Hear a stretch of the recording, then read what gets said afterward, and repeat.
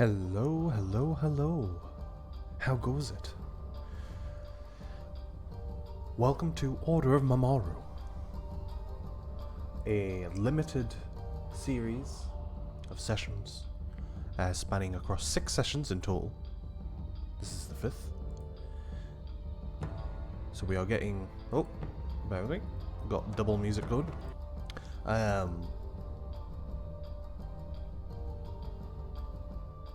Yeah, I mean... we've not even met your first one yet. You could save up for a god if you really wanted to. I can't remember how many points an NPC is and how many points a god is.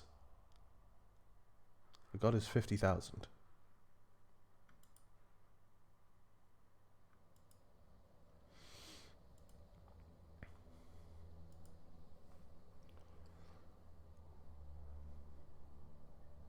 But yeah. I just might then.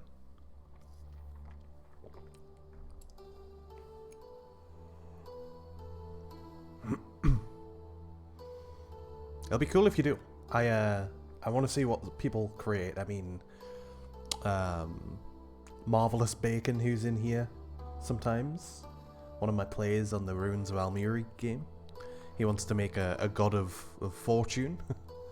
How many players? Today we have... Is it 5 with Order of Mamoru?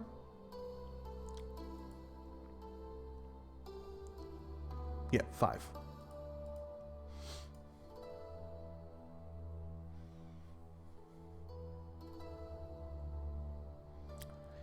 You will of course get to meet them all shortly. Zero is one of them.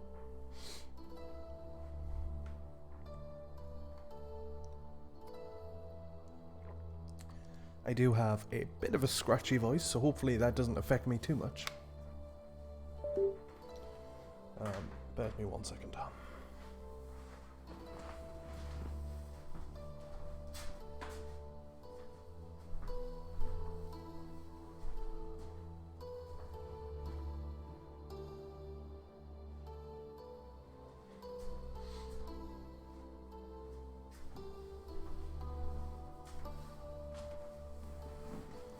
Oh, cool. Thanks, Stream Elements. Timely as ever.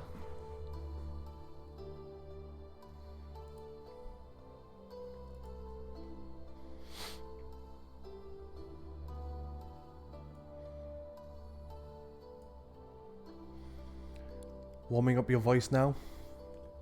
Up for about 34 hours because of poor sleep managed. Snag an hour nap before this. Good lord, my friend. And you have another game tomorrow.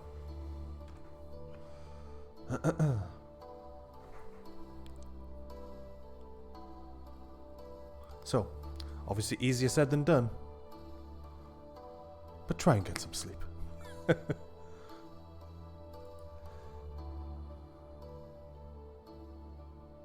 Good.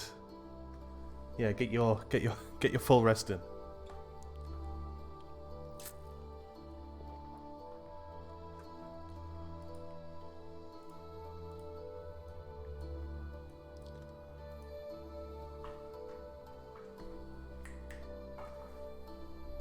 Yeah, you need spell slots, you need to get rid of your exhaustion points.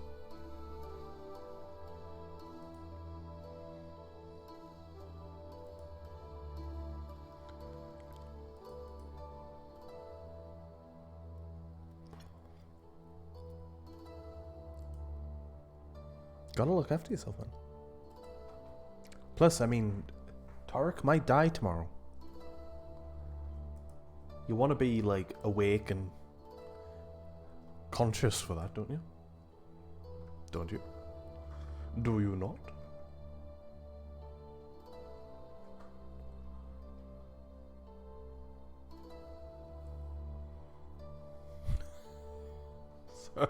Sorry. Yeah, you are currently unconscious.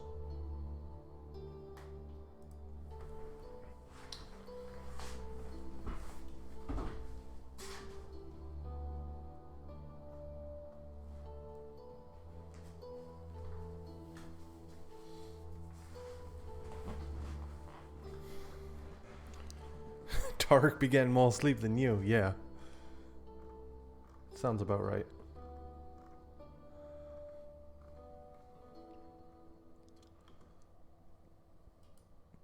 Sounds about right.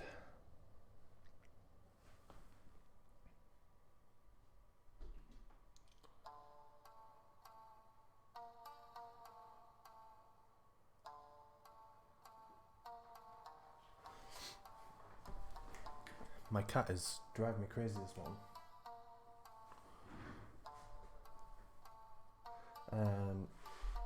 Right, let me just make sure I have everything prepared.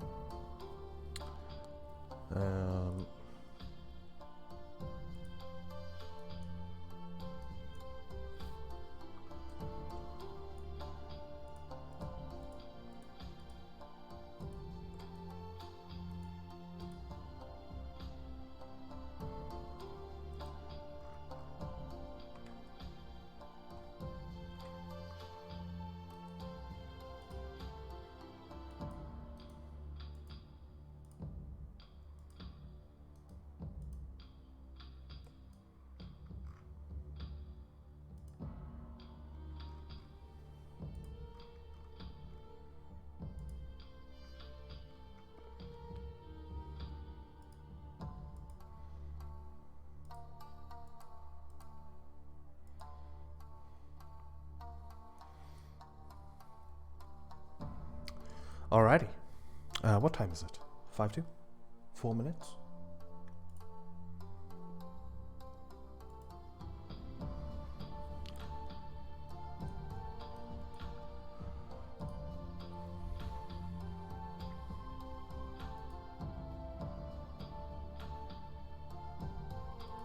Alrighty. Yeah, I think I was just making sure that I had some stuff sorted. There's some... I don't want to say new things. Oops. Oh dear. I guess it is new that I'm playing with a not an effect, but a new dynamic thing. Shall we call it?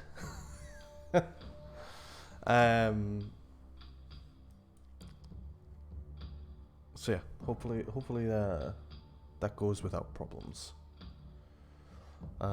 Let me just make sure I've got this set up, because obviously it's been a while since all of that sort of stuff. Okay, everything seems to line up properly. The session 1 information, though helpful, is pretty much irrelevant, because we are on now session 5.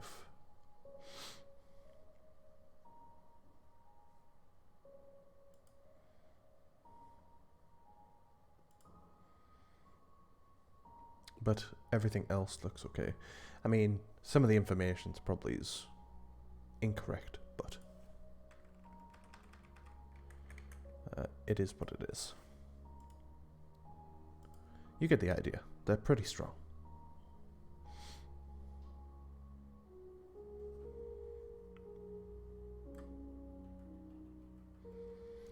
And as a point for anyone who is new, the Order of Mamoru, and I'll go into it a little bit, but the Order of Mamoru exist in a place where magic is illegal. At least magics that do not originate from the god of the land, which is Kriya. So hence why you have no magic casters other than that of, so paladins obviously they gain their magic from obviously their tenants and whatnot, but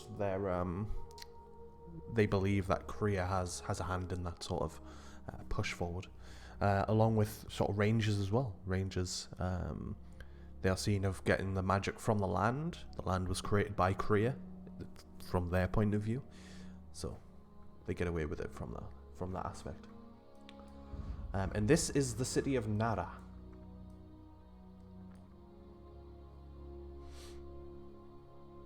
Grand city, mostly known for its mines and its exportation of weaponry and armor.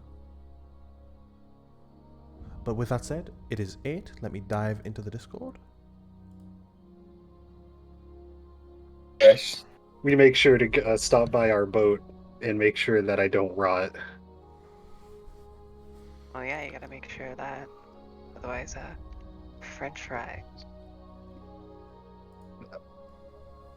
I don't know what's gonna happen to his body. I'm gonna be real.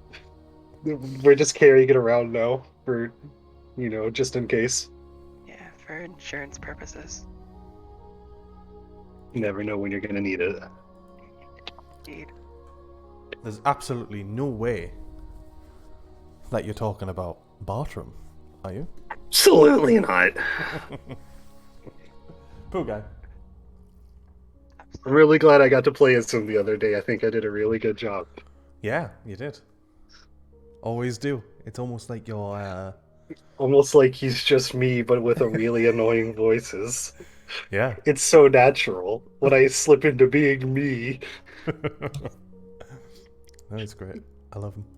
It's almost like they're the same person. Almost. I mean, I'm just saying you should keep him around, and I can do guest spots in other campaigns. Just let me know when to be there.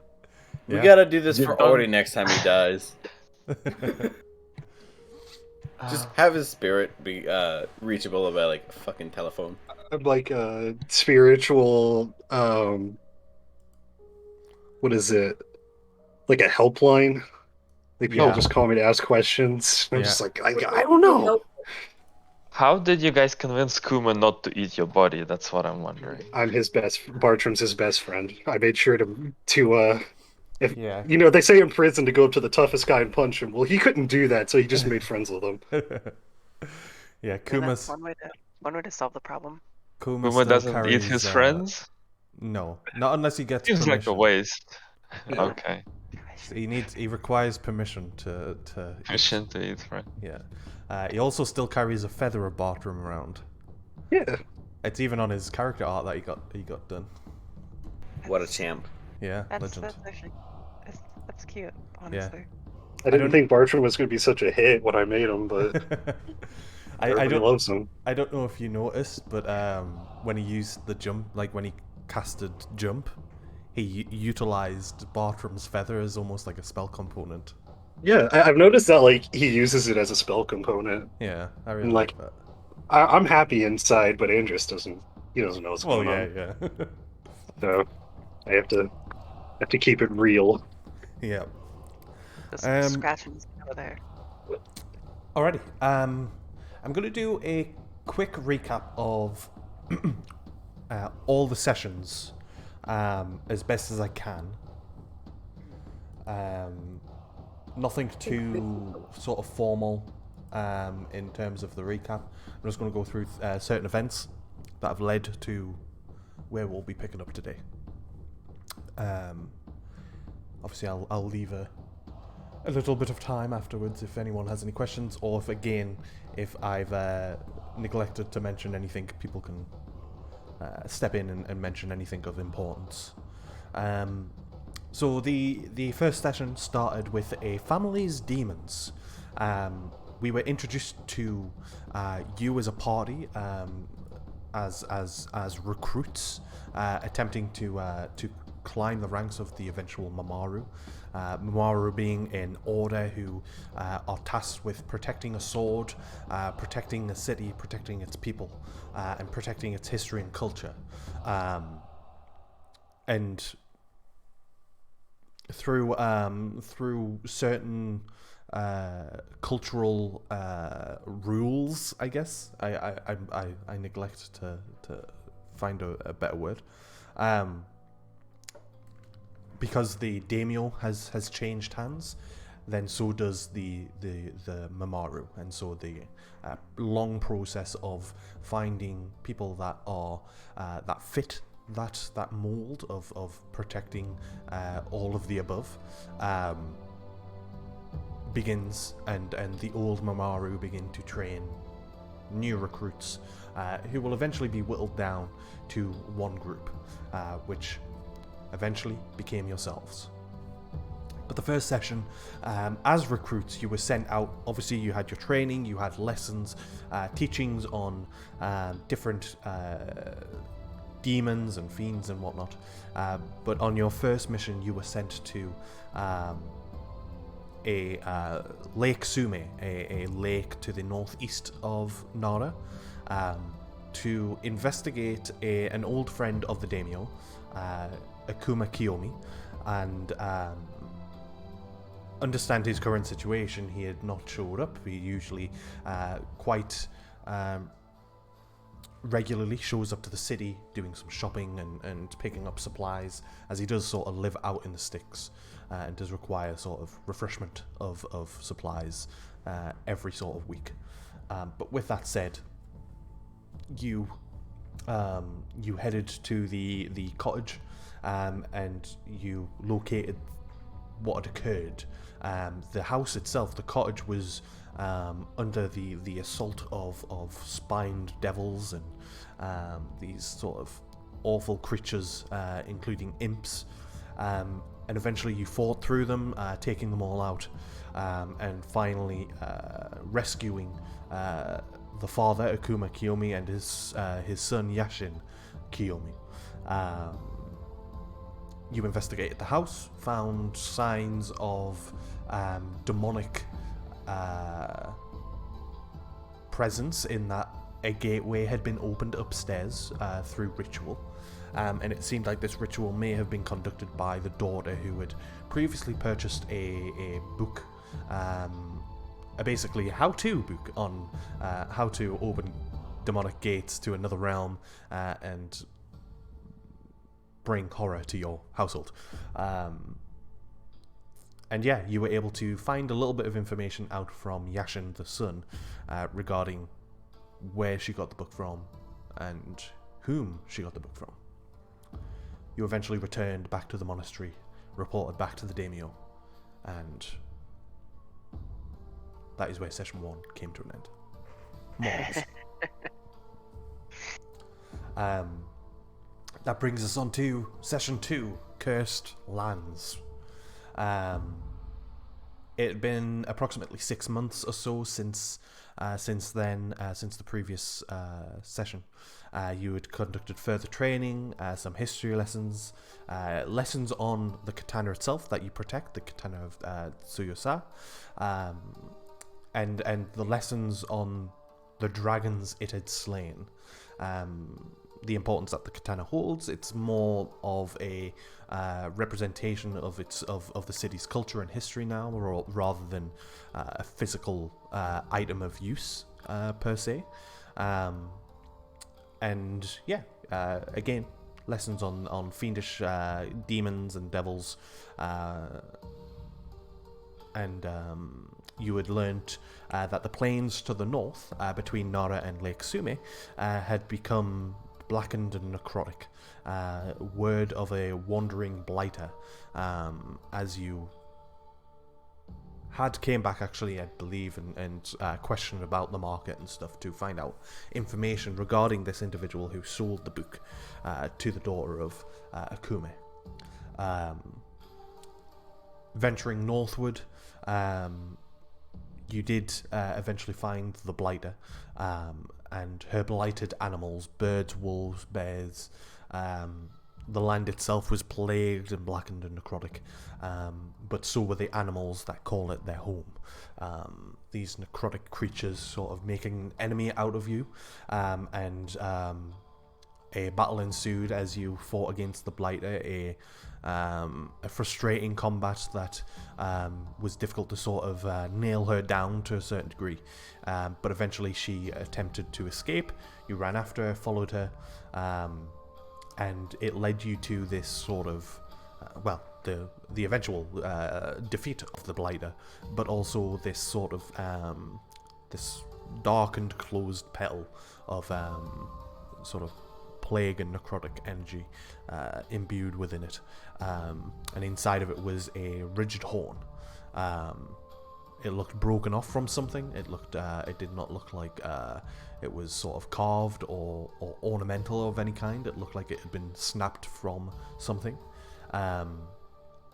And you took great care, noticing that the necrotic nature of the land here seemed to be potentially originating from a point there, and so you took great care in carrying it and ensuring that you didn't come into contact with it. And with that, you did return to the city after some conversations on whether it was even best to bring the horn back. You also burnt the land, the necrotic land, and the body of the Blighter.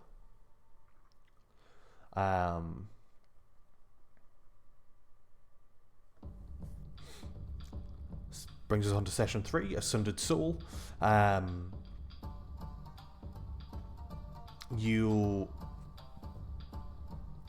had some time with the other recruits, learning about them, just getting to know them in terms of who they were as people,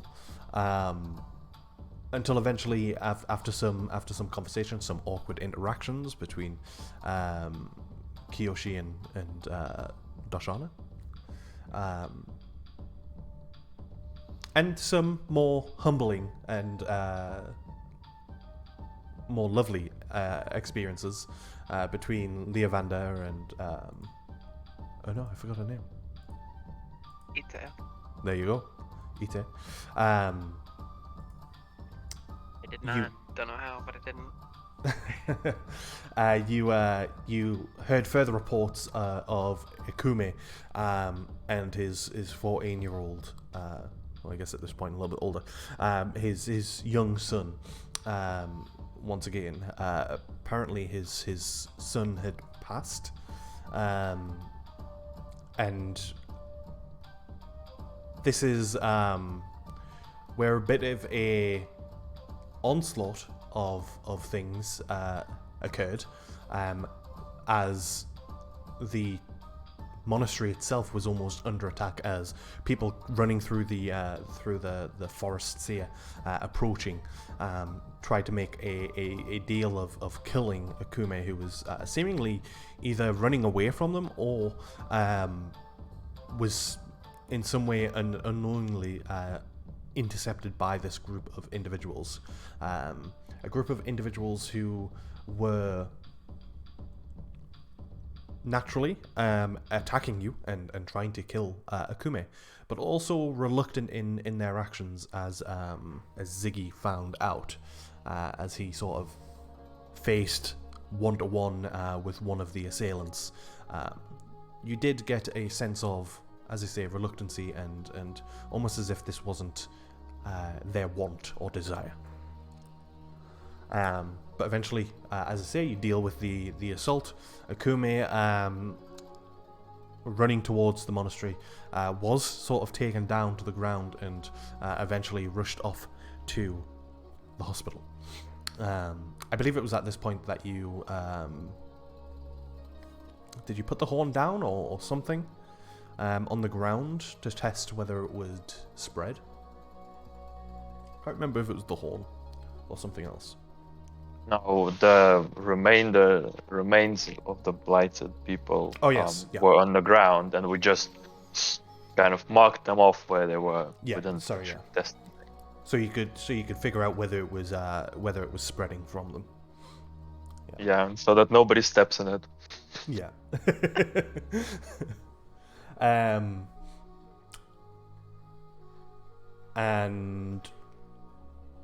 that brings us on to session 4, a plagued father.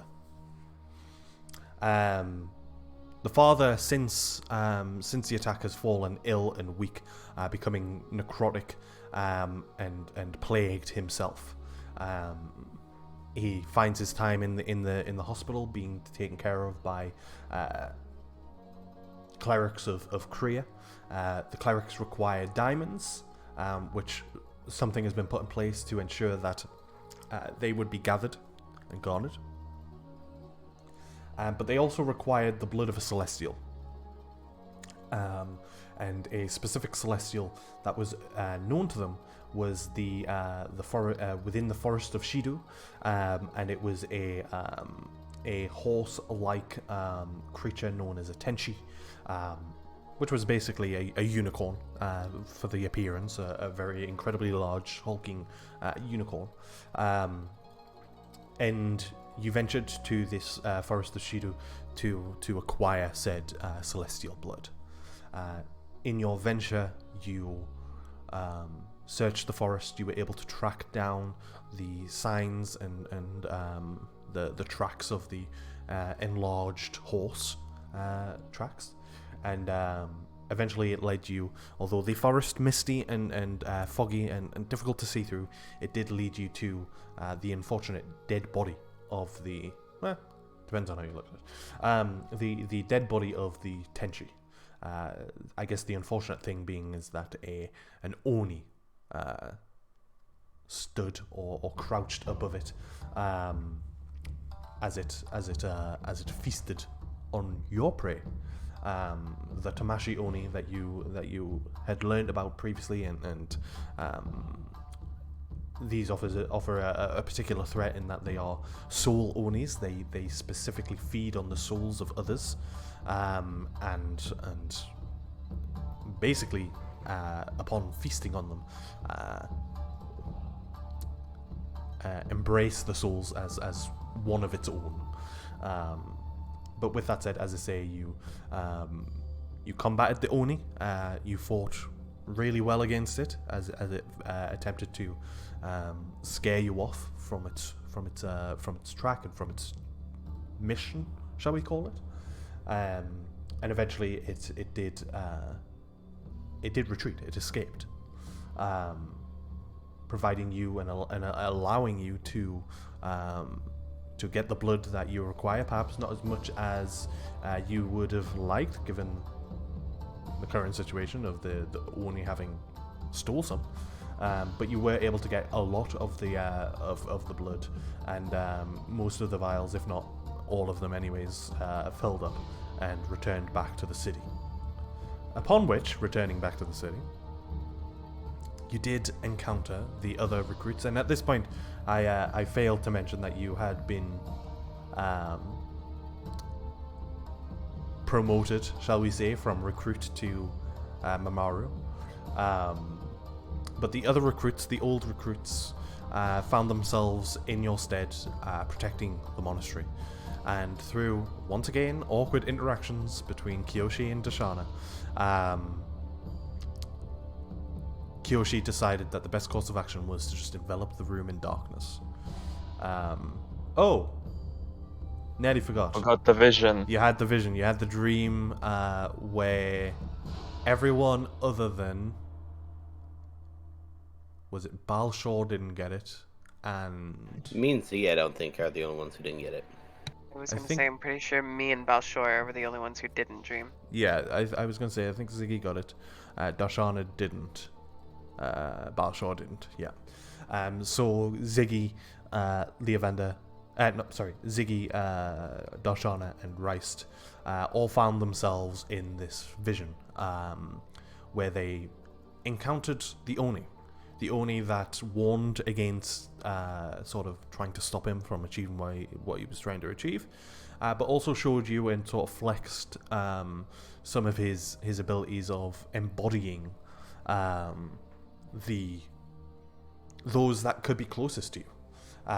sort of putting that doubt in the back of your mind as to whether you had encountered the Oni previously, and whether someone that you have known has been an Oni all this time, or whether it was someone unknown, or whether he had sort of taken personalities here and there and just sort of dipped and dived into different bodies, shall we call it, as he grew closer and closer to his target and his goal.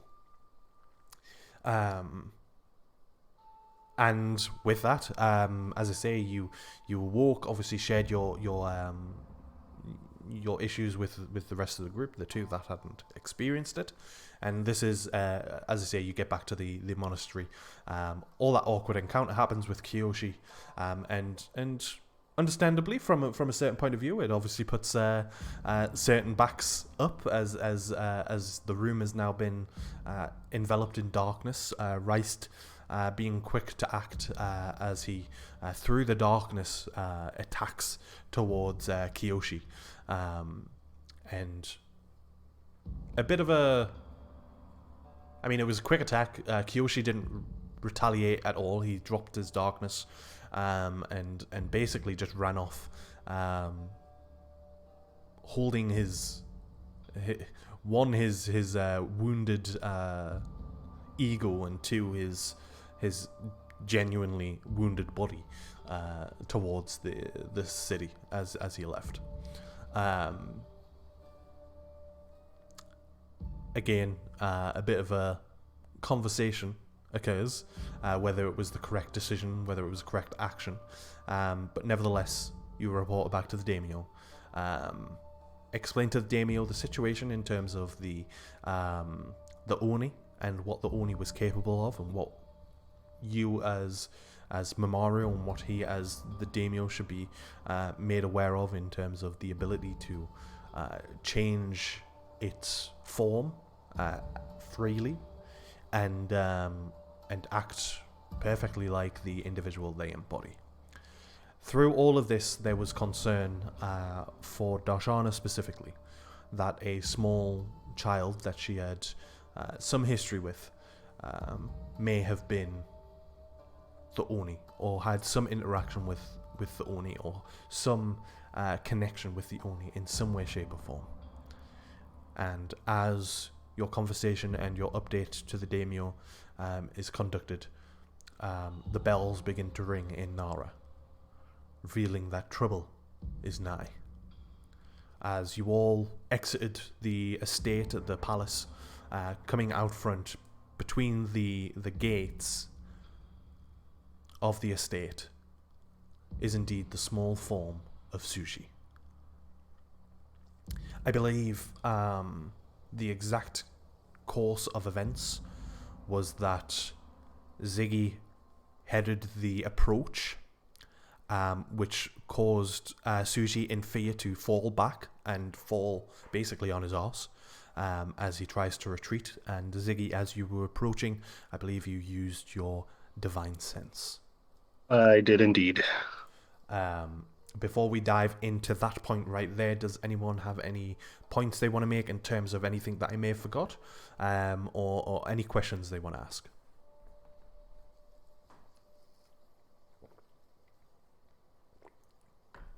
Oh wow! I should say this before we probably start the session.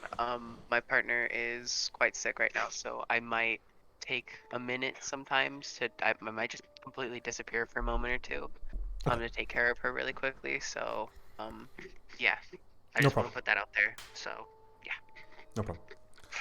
On that note. Alrighty. So in that case, as I say, we pick up as Ziggy and the rest of the party. I should also mention, I apologize, that the daimyo is heading to the monastery with the command to you that you need to go to the hospital, as he believes that Akuma is the target.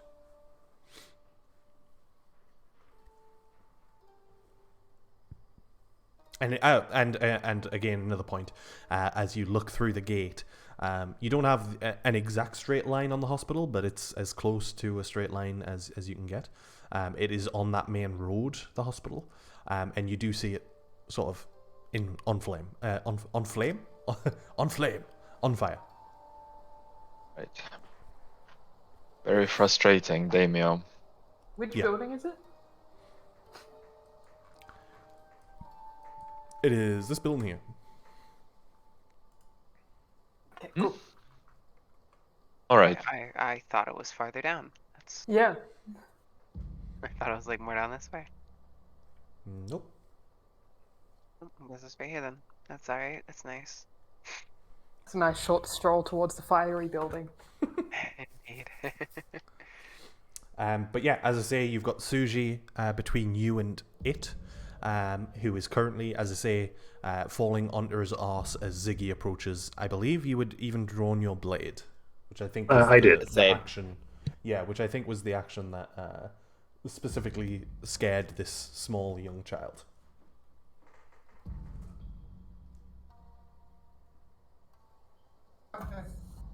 We're all waiting to find out the results of the divine sense. Yeah, I believe that was what we were waiting for. Yeah. The what, sorry? Oh, We're divine all sense. waiting Of course, for- yeah. Yeah. Yeah, he's me just sitting there like, what are people doing? You as you approach and get within range and utilize your divine sense, you sense no fiend or devilish nature about this child. This is just a Alright. child who is currently scared out of his mind, and at this point is probably sort of in a ball on the ground, sort of shaking. And I'll bring back my demeanor a little bit, a little less serious now. I'll walk up to him. Before he can get to him, the moment he starts approaching, Darshana's gonna run straight past him and grab him. Just like run straight at Tsuji to collect him. Darshana is pretty quick. Sure. Indeed, you have quite the movement speed. Yeah, so Darshana just sort of sprints past Ziggy, bit of dexterous sidestep and bit of burst of acceleration. You're able to get to. So actually, let's make it interesting.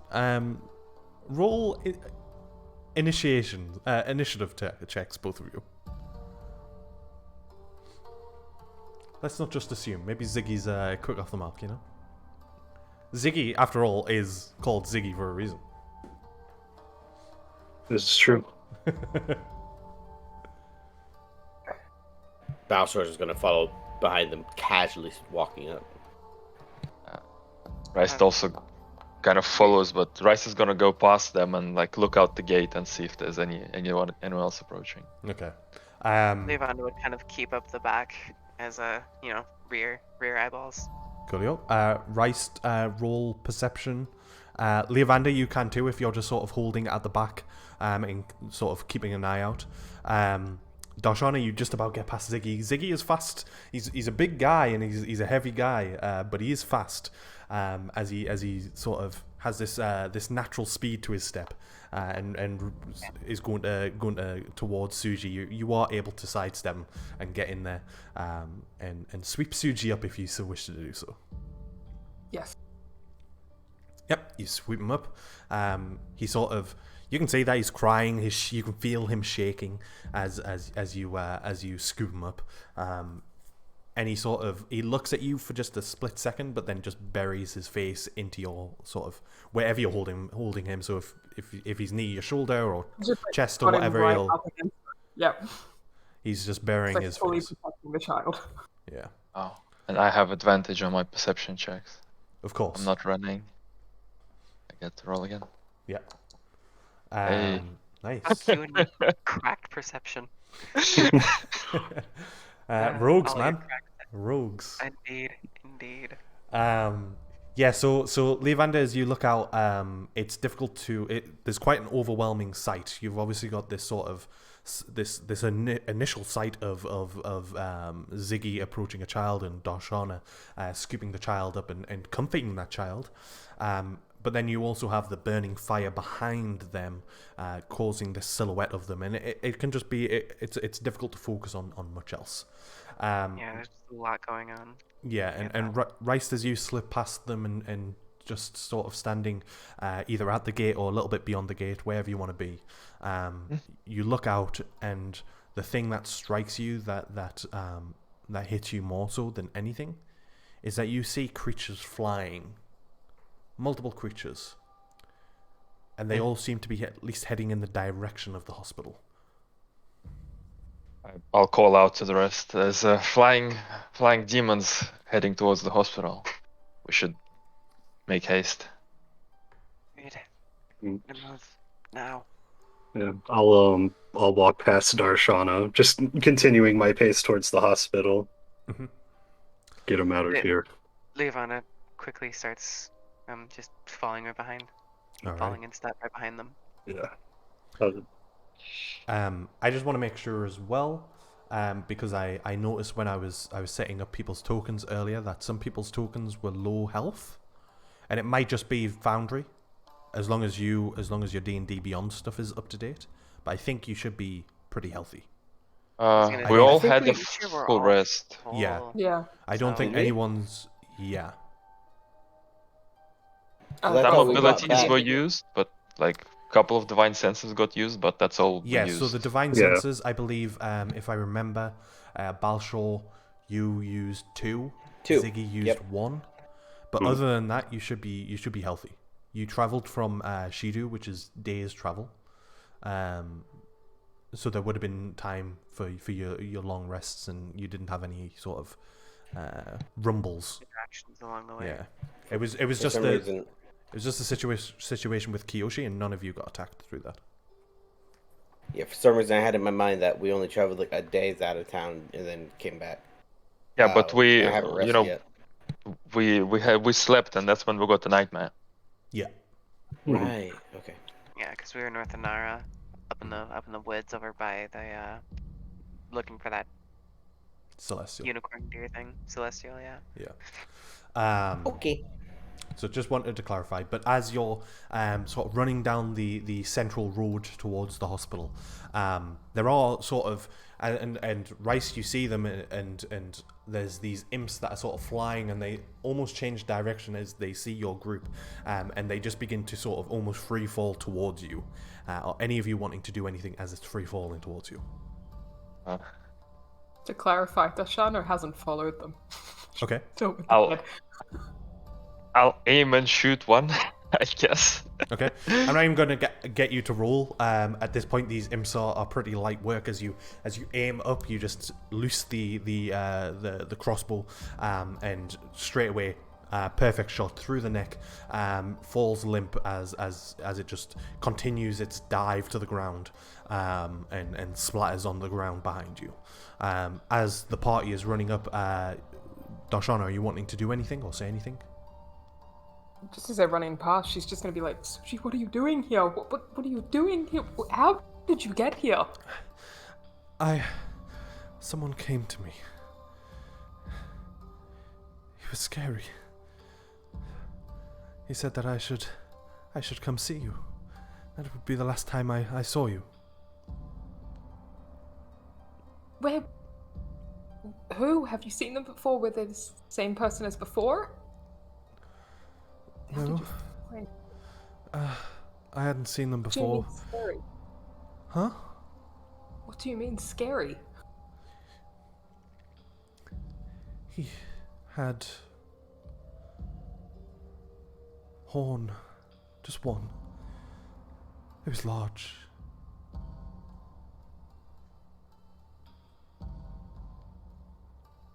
Fuck. She's just gonna look at the party running off into the distance and look around to see if there's any safe place to stash a child. There's a stable within the estate's walls, which is this little building here. Is it safe? I mean, there's some probably some uncomfortable horses in there right now, but otherwise, I mean, define safe, I guess. Is it currently under attack or likely to be under attack? You have no reason to believe that it would be under attack in the future, and it certainly isn't under attack right now. Okay. Balshor kept walking and didn't walk too far away from Dashana just yet, but as the rest of the group was running away, I was throwing a shield of faith on Rice. Okay. Rice, you get a +2 to your AC. Okay. What do you do, Dashana? In that case, she's just gonna look up and be like, grabbing his face and be like, go hide in the barn. Go hide and don't come out. For anyone. He's going to, with sort of his arm, wipe the tears and maybe there's a little bit of sweat from the panic away, and just gives you a sort of firm nod, putting on this sort of brave face for this moment. And if you sort of put him down or release him in whatever way, he's going to run off towards the barn. Once he's safely inside, she's gonna rush after everyone else. Yeah, as he closes the door, like the doors to the barn behind him, and you feel, at least for this moment, he's safe. And turning around, you see Balshor sort of between you and the hospital as he waits, and the rest of the party up ahead. Eventually, sorry? I was gonna say, Levana would probably be behind Ziggy and Rice, kind of trying to see that Balshor and Darshana are coming, and as she ends up seeing that they are coming, they'd be like, she just mentioned it, be, alright, they're on their way, we should get ready. And pulls her longsword out from off of her back and starts pushing up to the hospital. Yeah, and sort of as described earlier, these imps keep flying towards you. Whether they get within range for a sort of slash attack with a sword, or Rice is able to take them out before they even get to you. They rain from the sky as you take care of any onslaught of threat of these imps. Yeah, along with that, Livana would definitely be calling around her birds, trying to get them to interfere in whatever way she can. Yep, and they certainly do that. Swarming and tearing and ripping flesh wherever they can. Before we move into the combat, like full-on combat, that was the same description as the main Oni that we've seen, right? Yeah, he's missing a horn. Yeah, I thought so, but I wanted to clarify. Yeah, Suji didn't give you much, but yeah, I mean, he was large, and he was missing a horn, so take that as you will. So I must have extra scared the shit out of him, because I am also missing a horn. Yeah. Oh, yeah. Oh, no. How dare you? Forgot about that. Suji didn't. Suji didn't, indeed. Oh god, now the kid's just thinking I'm running with the guy who scared the shit out of him. Oh no, poor kid. It's okay. When he sees me dead, he'll know that it wasn't actually me. That's optimistic. Alright, into the combat. Alright, let's go. So I'm going to move you over. Two of you are going to have black screens because you're a little bit further behind, though obviously catching up. I've also placed you crudely, but you have approached the walls and gates of the hospital. Just as a point, these are outside walls, so these are external walls. Within it is like a small sort of garden, and then the building is within these walls. I do need everyone to roll initiative, as people are already doing. It was up. Damn it. Critical fail. Hell yeah. Favorite type of initiative? I mean, right, this fucking 20s. In oh it. My God. In it. It's not my fault you were staying behind, waiting for someone. You're right. We are in it. You're the one who rolled a nat 20 on initiative. I wasn't staying behind, and the dice make perfect sense to me. Alright, Does Sorry? mine from earlier still count? Yours from earlier? Yeah, because I rolled initiative along with Ziggy. No. Right. Ziggy earlier. Yeah, so I'd have to re-roll. It's not letting me. All right. Okay. Oh, Because at the moment, that's it's weird. right after Rise. Clear initiative. Jesus Just Christ. roll a dex check for me, Darshana. Okay.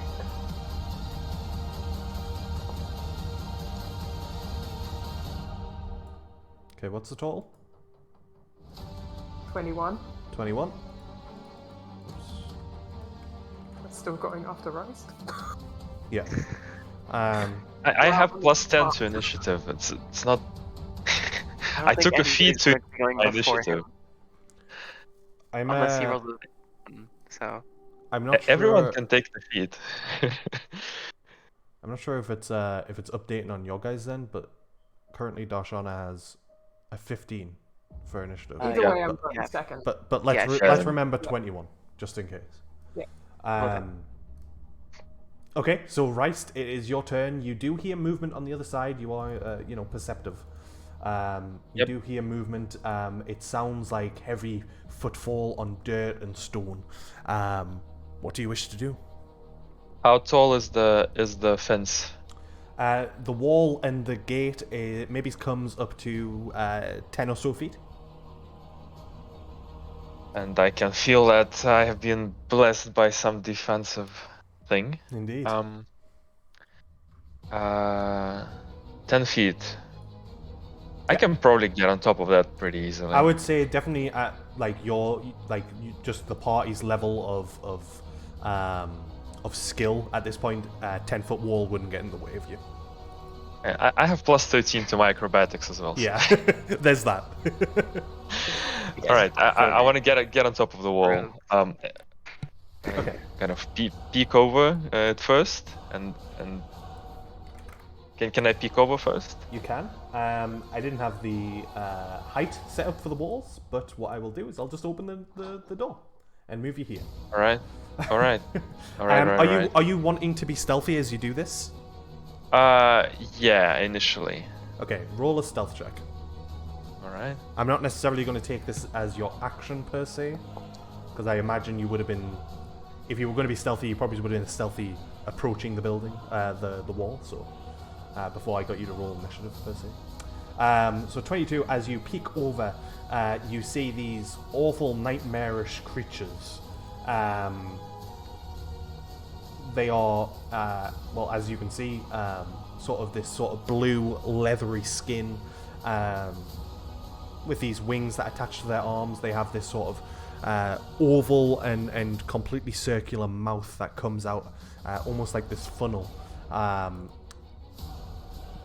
Roll Arcana check for me, please. Okay. I see what you mean by the couple people having chunks out of their HP bars. I was gonna say, it's fine if we just fix those really quick, right? Yeah, go for it. So 18. You would know these by name and maybe some of their sort of features, shall we say? These are lunar devils.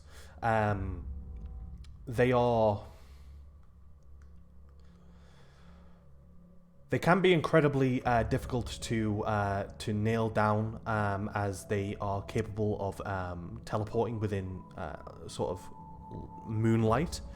Fortunately, it is not quite as late as that just yet, so they shouldn't be able to move around too much in terms of like teleporting and such.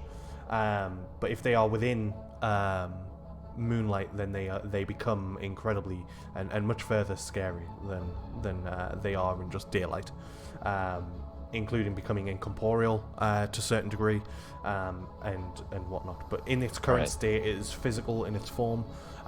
It will have some resistance to cold and some non-magical weapons, but as a reminder, even if you don't have like a magical weapon per se, your blades and the metal that it's made out of will suffice. So none of you would feel should have any issues with them. They are just incredibly difficult in moonlight, which fortunately it is not.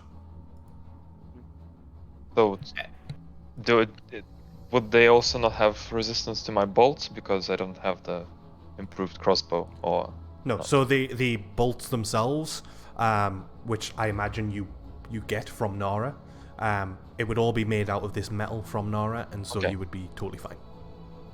All right. Right. So I see 3 of them. You do, and you see a couple of imps as well, but. Yeah, I'm not gonna jump into the middle of 3 of these guys because that wouldn't make any sense. I'll just take a shot at one of them. Like I guess at this closest one, and I'm hidden, right? Yeah, that'll do. Yeah, you certainly are. So it'll be with advantage. So with advantage and sneak attack, I'll just take a shot at this guy. With my crossbow. Mm-hmm. I roll with advantage.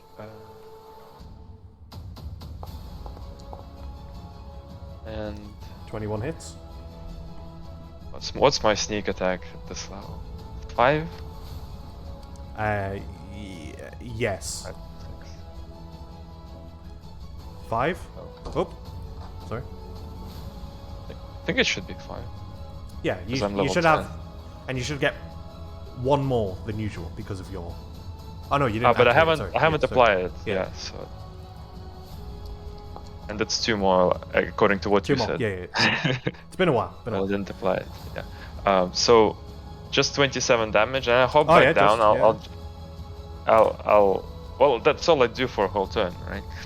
And I say there's Lunar Devils, 3 of them, and then I'll kind of hide behind this wall, and I will essentially use my bonus action to hide. Alrighty. Yeah. Roll another stealth check for me.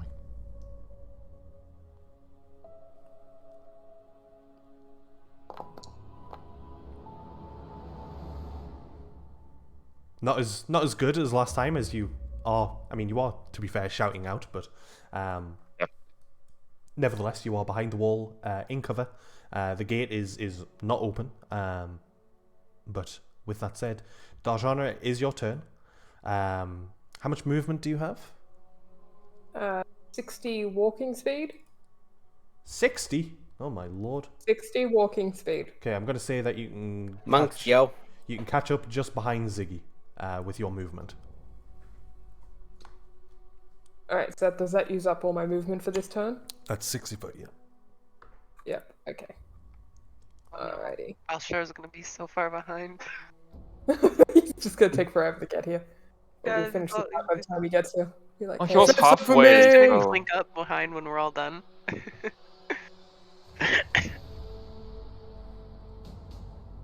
just trying to figure out.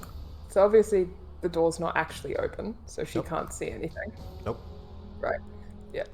You would have heard the shouts of Rice, though. Like, you weren't that far away that you wouldn't be able to hear what he was saying, that there was some lunar devils and whatnot, so... Just trying to remember what I can actually do. Because what her main goal would be is to try and get over the wall. So as a reminder, you've got your key points, which you can utilize for Step of the Wind if you wanted to, which allows you to take the dash action as a bonus action, so you'd be able to use another 60 feet of movement, and your jump distance is doubled if you really wanted to take advantage of that somehow. Jump on top of the wall. That's exactly what she's going to do. She's just going to full-on monk this all the way up the wall now. Alright. I don't hate the image of it as you sort of use one of... So mark that off. That's a key point for you. I'll move you onto the wall, or at least on the other side so you can see. As you sprint, kick off one of the walls onto on top of the other. As you land on top, just straight on top, you do see the enemies. 5, 10, 15. We'll say that you've used 15 feet so far.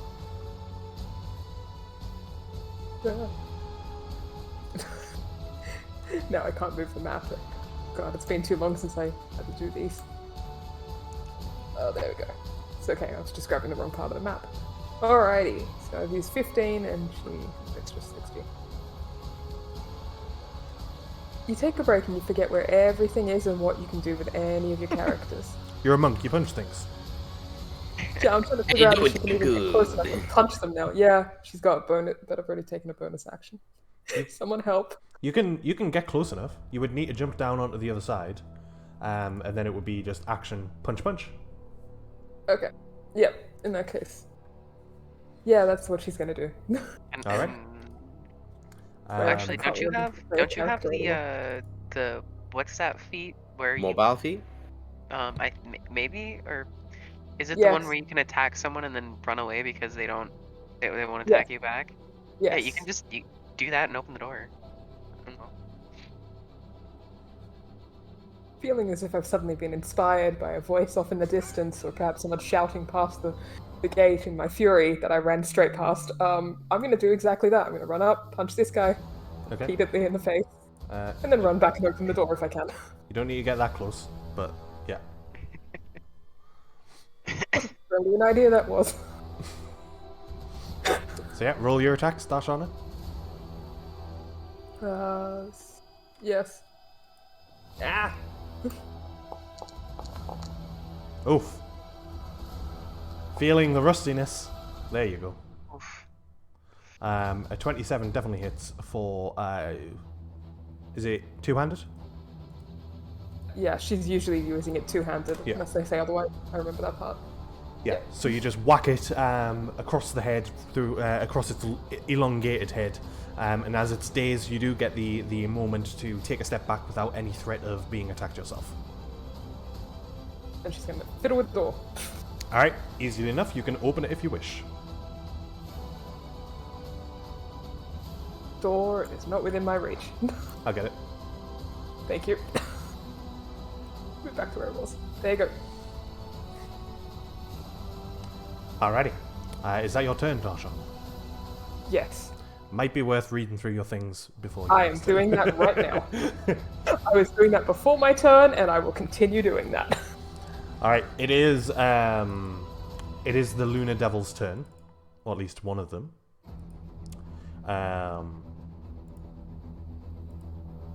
It is going to take to the air. Maybe it's 30 feet up or so.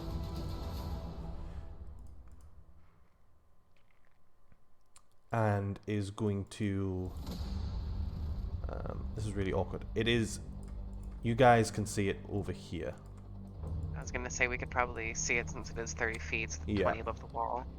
Alright. And it is going to hurl energy towards you as it conjures it, almost looking like the moon itself within its grasps, as it is going to throw it at Ziggy. Oh, so she's using a moonblast. Got it. Basically. What is it? A fairy type Pokemon? Yeah. Oh no, I'm a dragon. That is a 25 to hit you, Ziggy. Yeah, that will definitely hit. And there's some parts to this I need to figure out. So you take 17 points of cold damage, Yikes. and I need you Damn. to make a Constitution saving throw for me, please. Let's see. I do have my resistances. Okay. I am resistant to all. Okay. I everything? remember how Bullshit. I remember how confusing this All? was last time. Yeah, it just says all, Okay. and then To So I all guess spell damage, I think it says. Right? let me see. this is a ranged spell attack. To damage from spells, yeah. Yeah. So this is a spell attack. So rather than 17, it would be 8. 9? Oh, 8. Yeah. Okay. And then I still need you to make a con save though. It will be done. It will be done. My glasses. It is done. As the blast of this sort of cold energy sort of strikes over you, you feel your vision begin to darken as from the outside going in, you begin to lose sight, but you just you close your eyes for a moment, shake your head, battle off this blinding effect that was about to take hold.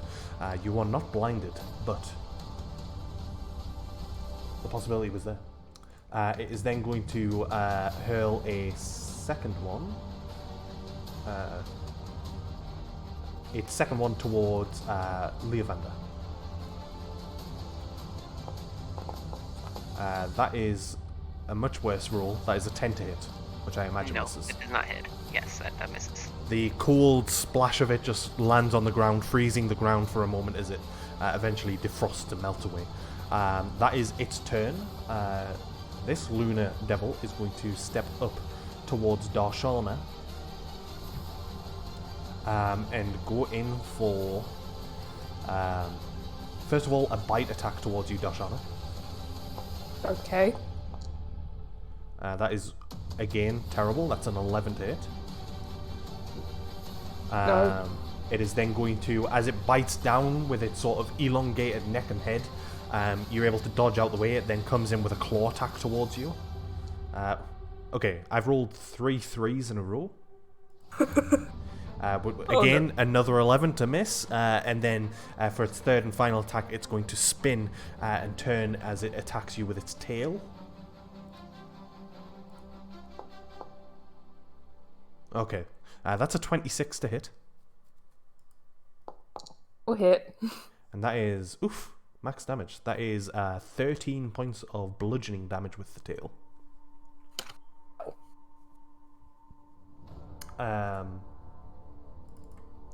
Let me just double check something. Okay, yeah. And that is the Lunar Devil's turn. I'm going to say Balshor because you were ahead of Darshana for a part of that journey at least. You can basically get to the edge of the map right there with your movement. Okay. Yeah, he's picking up the pace a little bit as he sees everyone charging in, and then Darshana just bolting past him like a fucking lightning. Sounds about right. Probably would Does look like lightning. Yeah. Well, in 6 seconds, I imagine she like dashes toward the door and like flies up and goes over the gate. That's all I see. Just about. Yeah. Like a blur of speed. But Lunar Devils, Well, thank Krill the sun's out. I will. Sure, I'll use my action to dash. Alrighty. I just want to check something. Can you guys now see this one? Yep. Cool. Yep. Which one? I can't see anything else though now for some reason. Is it right here? Yeah. I Oh. cannot see it. However, I can hover my cursor over it, and I get like a Hold on. marker for it. So I'm struggling to get to the door. Yeah, you will. Two seconds. being weird. I'd assume. Yeah, 2 seconds. Yep. Take your time.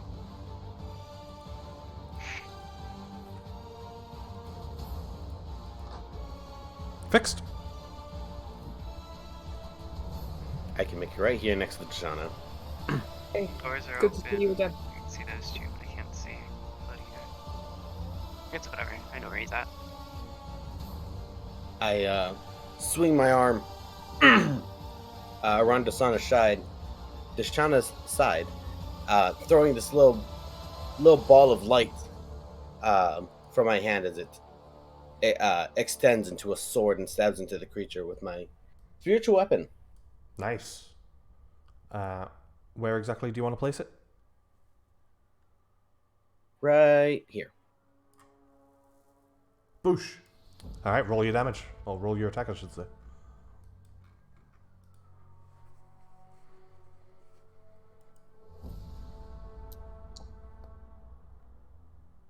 Yeah, that's definitely going to hit. 9 points of damage as the spiritual weapon strikes into the form. Sort of recoils a little bit as it strikes its physical form. Anything else? I know you've basically used everything, I suppose. But I'm expended. yeah. Nice. You've got the spiritual weapon out on the field as it's sort of hovering beside the Lunar Devil. With that said, it is Ziggy's turn. Right. Let's kick this up a notch. Oh, yeah. So I'll walk.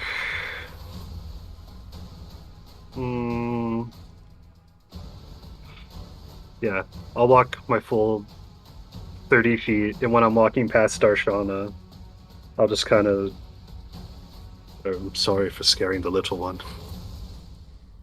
And then bonus action, Misty Step 25 feet behind this one, and I'm going to go for an Ooh. attack. Nice, okay. I just realized the imps aren't on the initiative for some reason. 26 hits, And it will be a first level divine. naturally.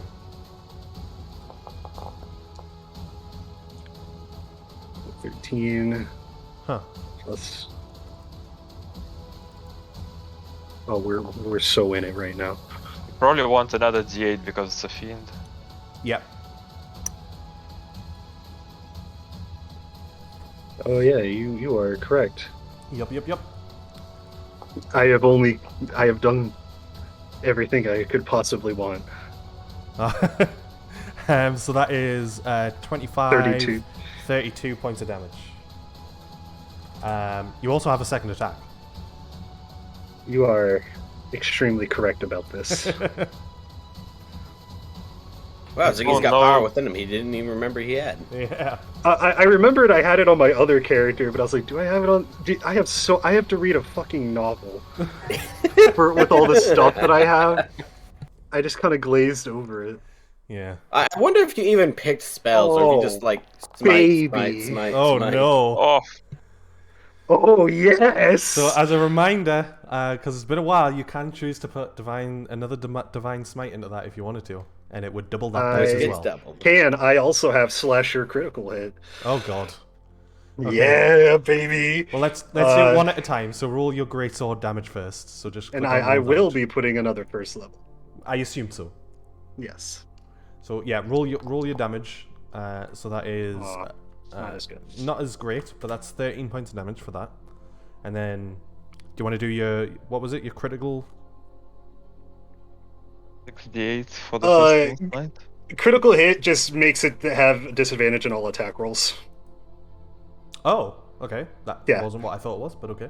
No, it sounds a lot more spectacular than it actually is, but he just has a disadvantage on all attack rolls until the start of my next turn. Okay. Boss might be thanking you for that later. And And then then roll your smite. So if you're just doing the same, it'll be 68. So roll again. oh, you were right.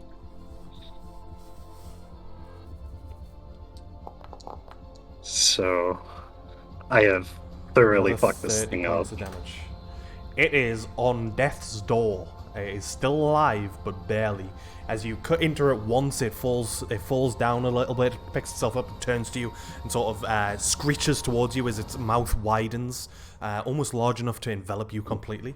And then you just sort of cut upwards with the blade, cutting across like the underpart of its neck and head, and blood, sort of this black ichor begins to pour down its body, covering it. It falls to one knee as it sort of holds itself up with its winged arms, as it looks to you, sort of life draining from its eyes. As I say, it's still alive, but barely. I'm just gonna give it my prize-winning grin, and that'll be me. All right. In its current state, it is not looking great. Let me just quickly roll these imps. For some reason, it's being very delayed with the initiative stuff. Oh, there we go. That's much better. Because I forgot to roll them in. But that's fine. We'll say they were flying up in the air and they're coming down and they've got down now. So, in its current state, sort of on death's door, bloodied, at disadvantage, it is just going to, almost out of desperation, attack towards you, Ziggy. As you say, with disadvantage on all of its attacks. So that will be its bite attack first. With disadvantage. That is 2 14s. That's a 22 total. Oh yeah, that'll hit. That is max damage as well. That is 17 points of piercing damage. Yes. Owie. And then it's going to go for a claw attack as it again desperately sort of lunges towards you. That is an 18 to hit. Just misses. Just misses. And then again, last attack with its tail with disadvantage. That is going to be... One of them was a natural 20. But obviously, disadvantage, that's another 18 to hit. Ziggy, you're able to dodge out the way as you just fast feet get out the way and able to move out the way of the attack. That is the Lunar Devil's turn as it desperately holds onto its life. This imp is going to soar towards Balshor, I think. Balshor, is Shield of Faith concentration? It is. Okay. Not that I necessarily expect this motherfucker to hit you, but we'll see.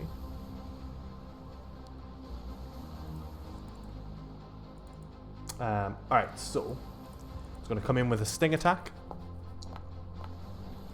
That is a 15 to hit. Nah. And that is its turn.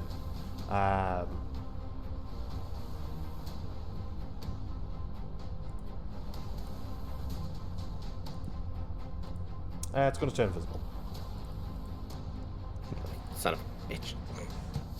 And all the way at the bottom of the turn order is Leovander. Indeed. Once again, at the very bottom of the turn order because I have shit at rolling initiative.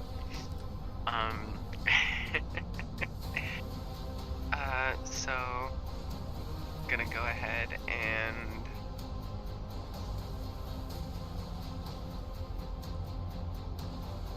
I'm pretty sure I have the movement speed for this. No, I don't. Fuck.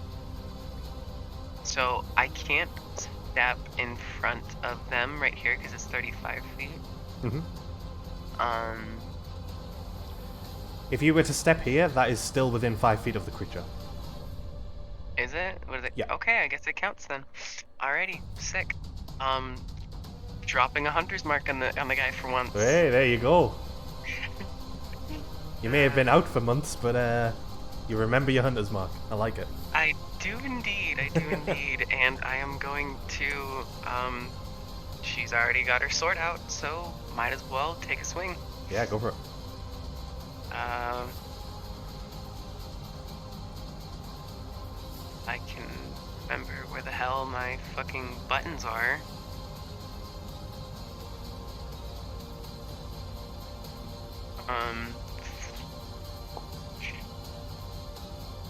Probably misses. 14 just misses as you go towards there with the attack. It's able to block it with its claw.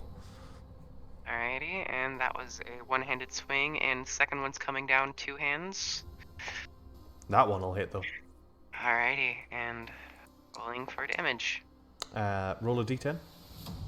Roll a d10. Got it. That's not a d10. That is a d10. So that's gonna be plus 5.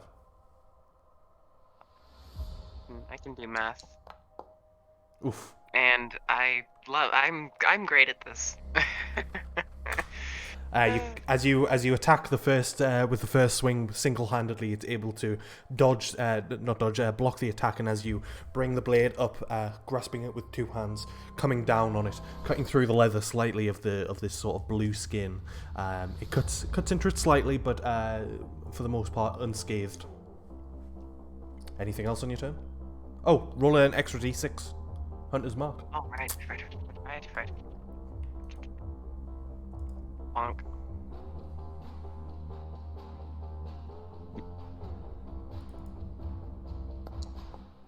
Extra 5 points of damage. It did 11. Hooray. Yeah, there you go. Better than nothing. Oh yeah. Alrighty. Anything else? Let's see. Does she? Actually, yeah. I'm gonna. And she says to Darshana, you might want to take a step back after you're done with this one. And then ends turn there. Alrighty. It is over to you, Rest. Alright. You have the one that's sort of flying above you. You might have to take like a step back to hit it, just because you're so close to the wall. But and then obviously you've also got the one that's next to Darshana as well within view.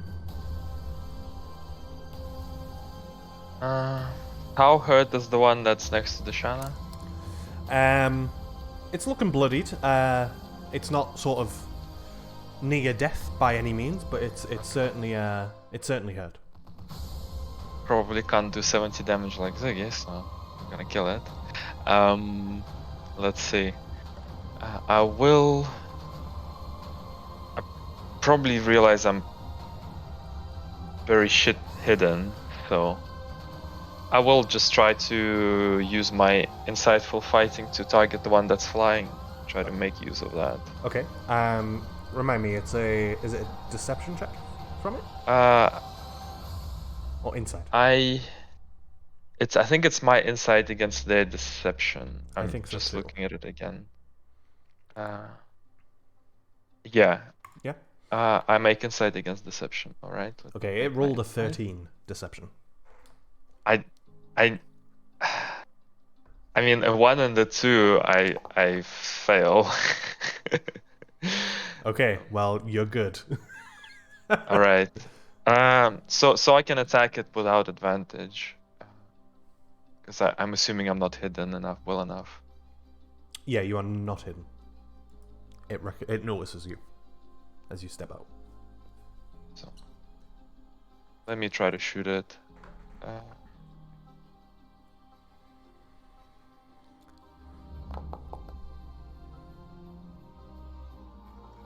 I'm What did assuming you that roll doesn't on your hit. stealth check again? It was a total of like 13 or something. And you don't have that thing where like you can't roll lower than. No, that's level 11. Oh, okay. Apologies. Yeah, as you fire off the crossbow, it unfortunately misses. Oh, that's it. Alrighty. It is sort of marked per se, nevertheless. It is over to you, Darshana. She's gonna hit it again. Like a lot. Alrighty. She's just gonna come up and start whacking it two-handed with the quarterstaff. And hit nothing. 16 hits. Oh, good. So that is 9 points of damage. You have your bonus action to either spend key point to hit twice or I just read. hit once. I read.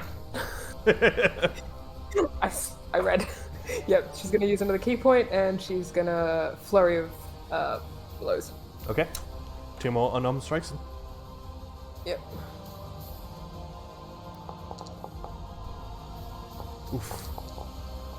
Oof. Any Darshana with Why? little to no luck.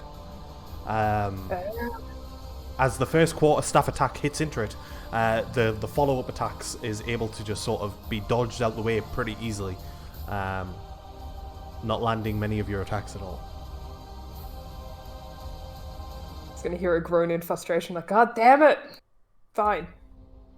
It's gonna move around towards the near dead one. Okay. You know your how you don't take attack of opportunities. Yeah. Is it just against the one that? Works. Yeah, She's not gonna the get ones right you up next attacked. to it. It's She's just just the, like moving. Even if you up. miss. Just against Yeah. the one you attack. okay. So even if I don't hit, it still works. Yeah, as long as it's the one you attacked. Yeah, Yeah. which is why I'm not getting right So- up next to this one. That's fair. I mean, you could end that range regardless, but you did move past an invisible imp who is going to attack you. That's fair. Which is why I was asking the question. That is a 17 to hit you, Darshana. I think it just hits. Yep, just hits. Just hits. Yeah.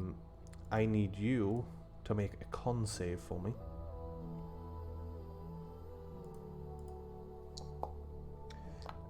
Either way, you take 5 points of piercing damage.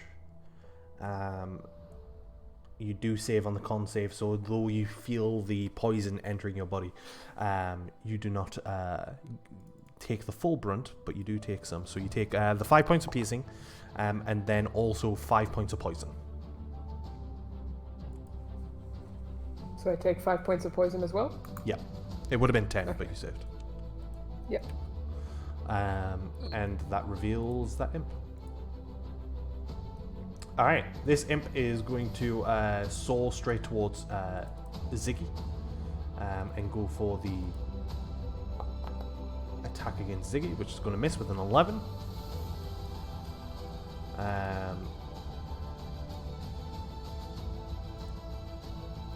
Yeah.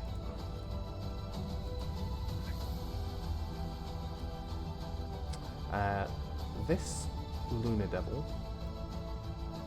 is going to fly. Wait. Yeah, you didn't roll stealth, did you? It's going to fly down behind you, Rice, and land.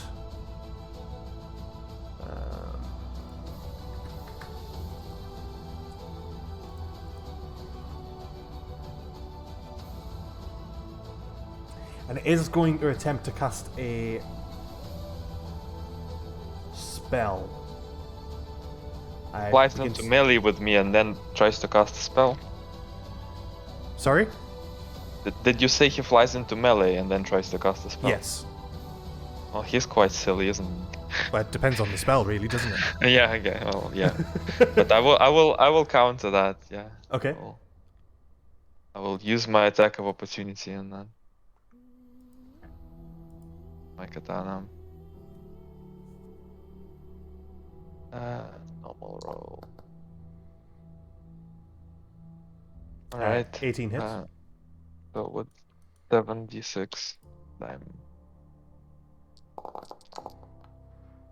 Holy fuck.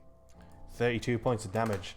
This one is looking pretty rough as you cut into it with the katana, as you pull it quickly, slashing across once again the sort of elongated neck. It still sort of reaches out towards you as it attempts to cast something upon you.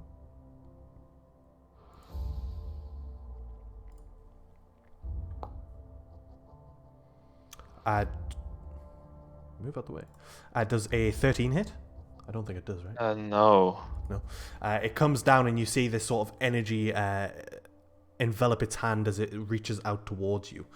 You feel the sort of necrotic force come from it, but you're able to just dodge out the way. And that is its turn. Imp.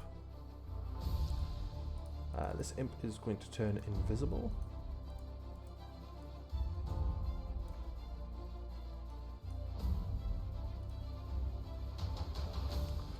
This Lunar Devil is going to...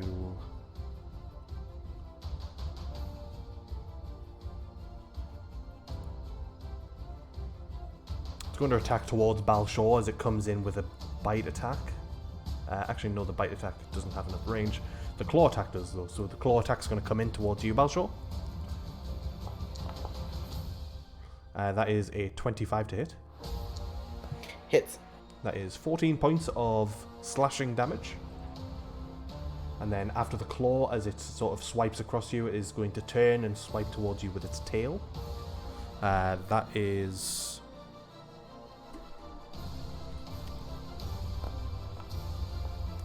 less. That is 14 to hit. Nope. That is a miss.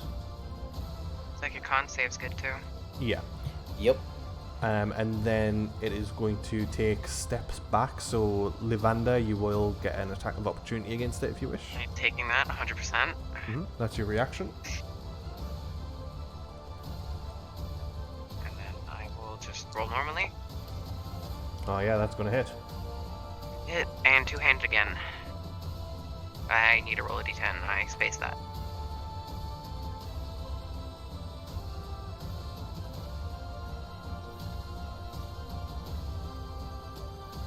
How is my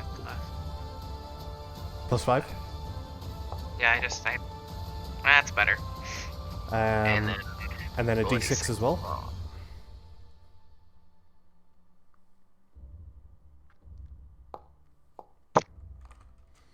13 points of damage as the sword swings almost around the corner as you reach towards it. It is going to fly up, we'll say 20 feet, and then is going to hurl the energy towards Balshor. That is a 16 to hit. Nah. missing as the energy sort of spreads once again across the ground, missing its target. It is 20 foot up in the air now. Balshor, though. Well, hello, little guy. I'm gonna hit this imp in front of me. All right.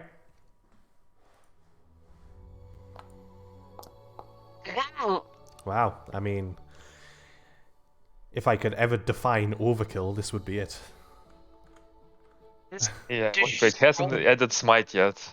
Do you want to? No, I'm fine. I'm not the smiter. I'm the buffer. Did you just drop two fucking d20s? No, that's my Alright. first one. No? Oh my god. Imp is dead, as you can Imp is imagine. dead. As you swing the long sword towards it, you basically just cut through it like butter as it just flops and goops to the ground. Fucking cuts it in half. Yeah. I'll step back and swing at this one since the other two look like they're up in the air. Alrighty. Or one of them does anyway. Yeah, the one on the left is up in the air. The other one with Ziggy is not. Wow. What the fuck? Wow. Third. Are you broken again? Rolling the same number over and over? I mean, if I'm broken, I don't want to fix it this time.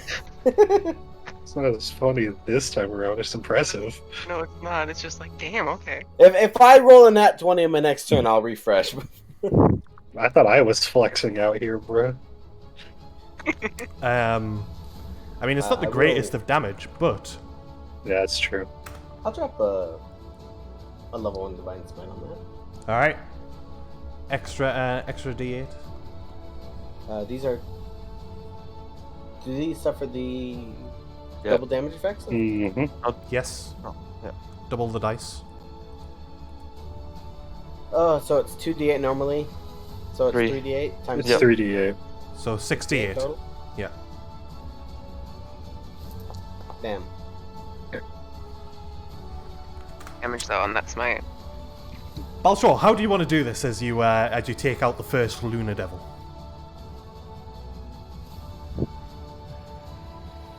After killing the imp, I'll turn around and rush forward and just thrust my sword into its side. As the sword slowly begins to light up, the light starts being from the creature's chest as it starts piercing a hole through its chest with this divine light.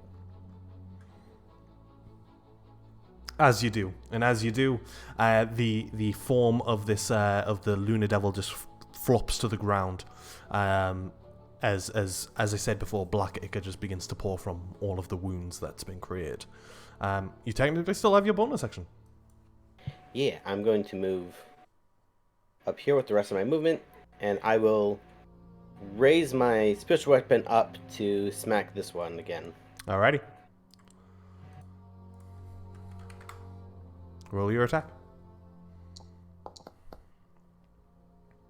Okay, well, it's not completely broken. That's not another d20, so... An 18 still hits it with an 11 points of damage. As it strikes into it, it sort of wavers a little bit in the air, but still alive. I think that's me. Alrighty, Ziggy. Alright. I'm just gonna go for the attack on the Lunar Devil. Finish it off. Yeah. As you do, off in the distance, a crackle of thunder is caused. But as you strike into it, 26 definitely hits. Roll your damage. 10 Do points of I damage. do I need to? Because I will. Well, this thing isn't dead yet, so I'm gonna. Another level 1 smite. Mhm. I didn't want to do it at the time to kill it. So 3d8.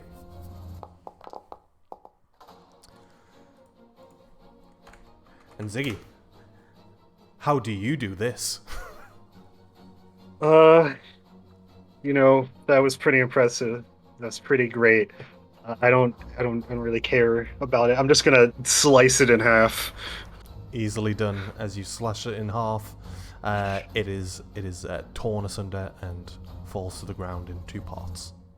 Alright, then I will side eye this imp that is next to me. Yeah. Uh, It looks concerned. well, Shaking in I his can put an movement. end to that. I can make all of his worries go away. I'll go ahead and hit it with an attack.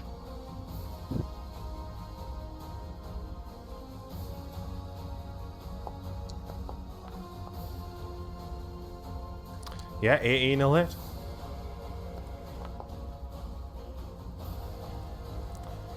And that is a dead imp as you turn and strike towards it. All right, cool. Let's see. I can walk. Yeah, them's the better. I'm gonna move right here, so I can have some friends around me. And that's it for me.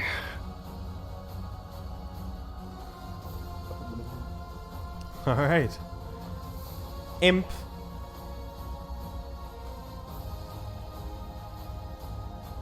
Turns invisible.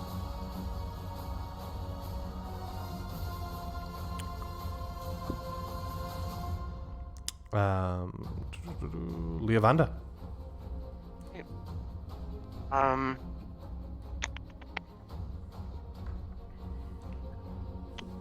So You have 1 target, so.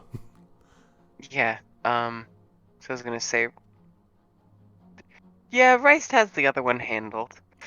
That one's But dead. the one's dead. Oh, it's dead. It's dead. It is dead. Yeah, Okay. he sure yeah. handled it. Rice dead. is just standing there, very upset that the one he was going to handle is dead. All right. So just scoots on in a little bit and chucks her hand axe at the flying one. Alrighty. Roll your attack. I will do that. Normal. See if I can hit it. 19 hits. Alright, and then I will do that, and then plus 1d6. Normal. There we go. 11 points of damage. It's still alive, but once again it wavers as blood begins to drip from it to the ground below, as the black ichor covers the ground and the grass. She ends up screaming up at it, "Come down here and fight." Hold on. Jesus Christ, I haven't used her voice in a minute. "Come down here and fight me." And whistles out, calling her birds down onto it. Because I do believe I have 2 attacks. Mm-hmm. And does that hit? That does not hit. An 11 misses as the birds attempt to surround it, overwhelm it. They do peck into it, but it's not getting through the leathery skin and hide of this creature. And then it just passes on to the turn of her friends. Alright. Riced, over to you. Your Shoot him. your target has fallen before you. Not at your hand, may I add? Unfortunately. Can I shoot the one in the air from here, or do I need to Yeah, move? no, without a problem you can. Alright, I'll just aim and shoot then. Mhm. So... Shoot. I'm sorry, I was expecting to be tougher. I didn't mean to steal it. They are quite, buttery smooth with how you can just glide your sword into them. Yeah, it's quite satisfying, really. Yeah. Yes, that was So, the quite a creepiest few way you could ones. describe that. That is, however, enough to take it out, as the final Lunar Devil falls to the ground. How do you want to do this, Riced? I shoot it right in its weird mouth. The circle thing. Shoot it in the mouth. Yeah. In the little sucker. You Literally eat this. you raise the crossbow, let loose, the bolt flies. It sort of enters the mouth, and for a moment it doesn't instantly die as it just continues down its throat and then out the back of its sort of neck back area, and as I say, it just falls limp to the ground, slams into the ground, into the sort of pile of blood that it had created. You do still have some invisible imps around, but they are minor inconveniences, as eventually they would reveal themselves and you would be able to take them out no problem whatsoever. I'm not even going to make a big deal out of them. But from what you can tell, the immediate threats are no more.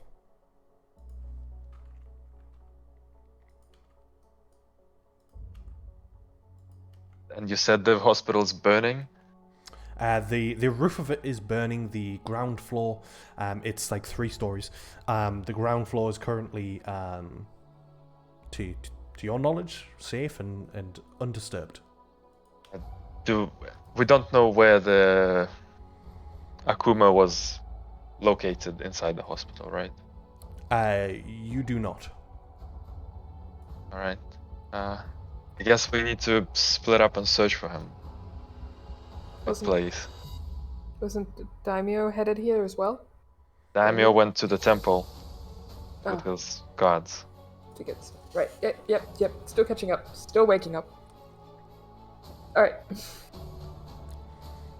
So, should we at least go into the building and then figure out which way to go? Any of us been to the hospital before? You've probably been before. You know that some of the nicer wards are on the ground floor. And a large bulk of the almost like emergency beds are on the second floor. So you would suspect that Akuma, being who he is, friends of the daimyo, would likely be on the ground floor somewhere. All right. I imagine I've been here a few times. My couple hundred years of war experience. Yeah. So we searched can I the start- ground floor. Yeah. Can we check the windows like before we enter? I'll check like these windows before we enter. Yeah, the curtains are drawn currently, but Alright. you are able to open the window if that's what you mean. Sure. Yeah, you open that window and revealed is a empty room, a basic room of just a bed inside. As you pop your head in, I'll just drop it Alright. in for a second. Yeah, I got it. I'll just say not in there and follow the others. We're all just entering the building. Levanda ends up coming up behind them a moment after, having ripped the hand axe out of that Lunar Devil's shoulder or wherever it had landed. Mhm. Coming up behind them and just shaking the blood off of it next to Belshore. Wipe it on him. I don't think he'd really mind, right? As you enter, you see Kiyoshi just sat against the wall in the corner. Idiot. Hey, it's your friend. You've come back Where's again. Akuma? He's in there, and he points over to this room over here. Okay, the building's on fire. What? There were demons outside. Oh. My bad. Pushes himself up, and you can see he's had some medical work done as he's got bandages and whatnot around him. He's obviously been taken care of somewhat.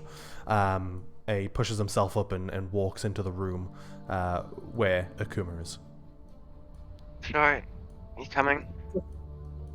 Does anyone remember what we're supposed to do with Akuma? Save him? Get him? Protect him, as far as I'm aware. The request was actually to return him to the monastery so that he and the sword was in the same place and you could protect both. Which is Right.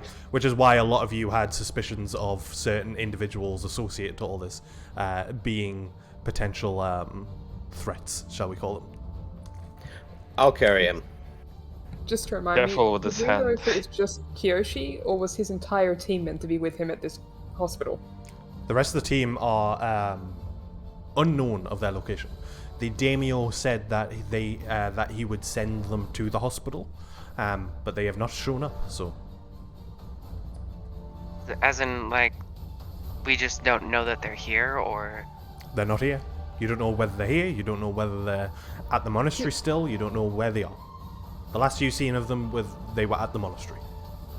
Levanna looks over at Kyoshi and just asks, "Where's the rest of your team?" Last time I seen them was when you attacked me. I apologize deeply for that, but regardless, have you heard anything from them? No. As I say, last time I saw them, heard of them, whatever, I didn't... That it was back then. Sorry. It's okay. Shall we lock him up and get him back to the monastery Yeah. before anything else attacks? Another strike of lightning and darkness. Complete darkness. Kyoshi, Oh. is it you again? Did you do it again? No. I promise it wasn't me. I have a very terrible feeling we might have gone the wrong direction. And you feel the ground begin to shake and rumble. You feel tears come up. I'm gonna need Leovander, Ziggy, and Balshor to make dexterity saving throws. Neovonde gets a +2 since she's within 10 feet of me. As a tear is created in the earth, the walls are torn asunder, and this deep, dark tear, as you eventually see down, dives into the depth of the core of this plane of existence. You both save. Ziggy saves. Balshor saves. Leovander saves. Actually, I'm going to need Kyoshi to roll as well. With rolls like that, you could say we almost saw that coming. Yoshi gets it too. He's within 10 feet. All right. What is a bonus? 3? It's +2. +2, so Oh. he gets a 23 as well. Mine's a +3. Jesus Christ, my fucking dex save right there. +2, +4, plus an extra 2. Everyone's able to dodge out the way. You certainly do not begin to fall down this depth of hell as the darkness is released, and you are now revealed to be in a room that, as I say, has been torn asunder. The only words that Leovanna says is just, "Oh shit." So, Adam, can we see again? Or You is can it see. still... Okay. Sure, Ziggy, how about you pick up the unconscious guy and we climb out the window? And from these holes climb 31. and fly more creatures. I'm going to need everyone to roll initiative again.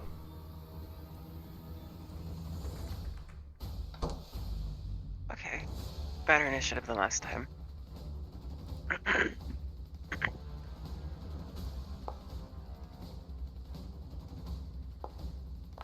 Right after Rice again. Oops. Everybody's after Rice again. Take alert. Nobody's It's gonna- like I said, nobody's gonna do it for him. No, Because no one it's else just is got too gonna many. take that feat, right? I think he actively has to try to be behind everybody else. Exactly. wh- He has to shoot for now. after I go, I will be behind everybody else. So That is Doesn't count. That technically doesn't count. correct, but I'm gonna say no. Not, Really fast, Adam. Yeah. I presume a minute's passed since combat? yeah, I would. Probably at least a minute. Yeah. Alright, both my spells ended. Just making sure. Alrighty. Shield of Faith lasts for 10 minutes. Oh, right. So that would still be up. But with that said, surprise, surprise, no one said, as Rice is up first. All right. So, what do I know about these guys? Roll an Arcana check. All right. with advantage. While he's rolling that, can I ask really quick? So Hunter's Mark is concentration, lasts for an hour. Would I technically be able to transfer it, or no? You would still have it unless you specifically dropped it. So you could just use No, your I never bonus dropped action. it, so I could just transfer it over to one of these guys. Exactly, yeah. Okay, good. Just making sure. Rice, as the player might recognize these are Vrox. You probably learned a lot about what they do, but I'll explain it for everyone else's sake. They are. As I quickly get them up. Oh, my music stopped. Hold on. How dare it? You're extremely what's the word I'm looking for? Atmospheric music stopped. So yeah, these creatures are Vroks, as I say. They're incredibly strong and sort of their resistances are quite something to be feared to a certain degree. They're resistant to cold, fire, and lightning. Immune to poison, so poison's going to be no good against them.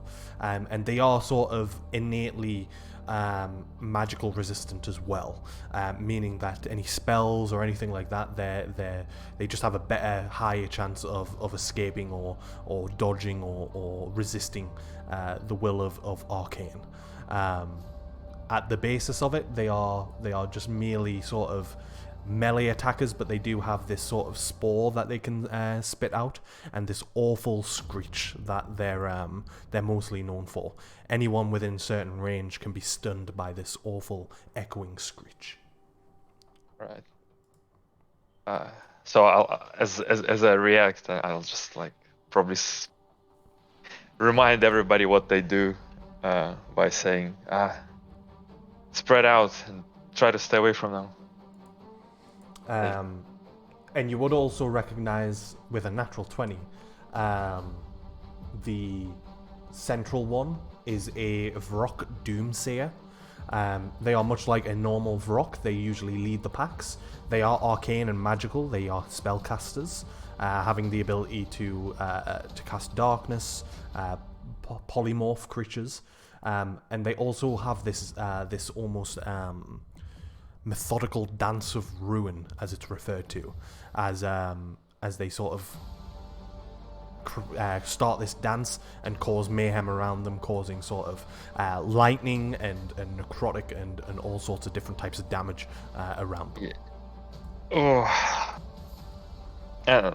And I think last time, or at least when we fought it in the other campaign, it can do darkness around itself. Yes, it casts darkness. It can cast darkness. Right. And all of that is really, really bad. I'm not sure what I'm going to do. So first, I'll put insightful fighting on the Doomsayer. Okay. Insight for it? Deception for it. Deception for it against my insight. It's good. That's a 0. Take that as you will. It's very confident in its abilities. Okay. Next, so that was my bonus action. How wide is this chasm? It is not so wide that you couldn't jump across it, if that's what you're asking. But at most, it's probably 10 feet wide. At sort of the shorter gaps, maybe it's 5 feet. So what I'm gonna do is I'm going to run towards this rock. Yeah. Okay. Sheathe my blade and slash at it as I jump over the chasm to get in position over here. Okay. First of all, just roll your attack as you run past it and sort of slash towards it.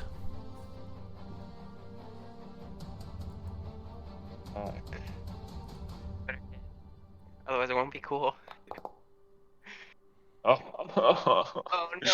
Do you get the advantage because of the insightful fighting or not? No, I don't. A 9 unfortunately misses as you slash towards it. However, roll an acrobatics for me. I'm not worried about the acrobatics. Oh, you've said it. No, you should be fine. I mean, even if it's a 1, it will be a 14. Yeah, but if it's not 1, then it fails automatically. So. No, it doesn't. Skills not don't the fail. skills, yeah. Oh, okay. You slash across towards it. It's leathery skin. Your blade sort of scrapes across it, but dealing no damage as it doesn't sort of pierce the fleshy skin of it. That's fine. But you are able to get to the other side. You sort of land where the staircase was, and you're amongst some of the wooden rubble and such. But you are on safe land. Yeah, I'm just gonna get ready to counter one of its spells or counter against one of its spells Okay. if it decides to do so. Mm-hmm. That's Good. my turn. Good shout. Whoops. I think I just dove past someone. Darshana. Yep. Shana is probably going to do something very similar. Yep. She's gonna run up. These things are at ground level at the moment, right? Yeah, that one in particular is actually crawling out of the hole. Alright, she's gonna hit it over the head as it crawls out. Yep. Roll your attack. Please hit. Please. Please hit. 14 and a 24 hit. Both hit. That is 8 plus 7, so 15 points of damage. They're going My to... attack is wrong. Why is your attack wrong? It's not adding my proficiency bonus. It should have been a 12 at least. A 12? Oh no, it's a 13 even. A 13. 13 would have hit, so roll your damage as well. I don't know why. Like it's literally doing +1 and +5, which is Yeah, my I've just magic rolled up baton and and saw 5 that, yeah. dexterity. Yeah. I'm like, how did I roll a 9? Doesn't make sense. Okay, I get to roll my damage then. Yeah. Darshana, what you want to do with the rest of your turn? She's gonna probably jump the chasm and attempt to get to the one on the other side as well. So, and out of the room. So yep, she's gonna stick a quarterstaff on the ground and try and push up and over. All right, acrobatics check from you, please. Yep. I'm also not too worried about that.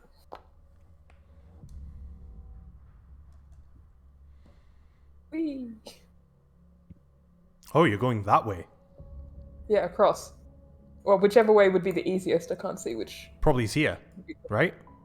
Yep, there you go. That's where she's going then. I mean, by all means, I you was can trying try to measure going it that out. way. It just... Yeah, no. Probably gonna jump straight into the thing you just smacked in the face. Yeah. Well, I mean, Trip I'm gonna go over its up and forehead. over it, I guess. What are you gonna do? Jump on top of it? Like a fucking Goomba? Why not? It can't hit me. Alrighty, that is over to Akuma, who was unconscious of some kind. So with the kind of everybody seemed to Before that, think that I Rice was just missed, gonna but move in down. fact he completely slashed Yeah.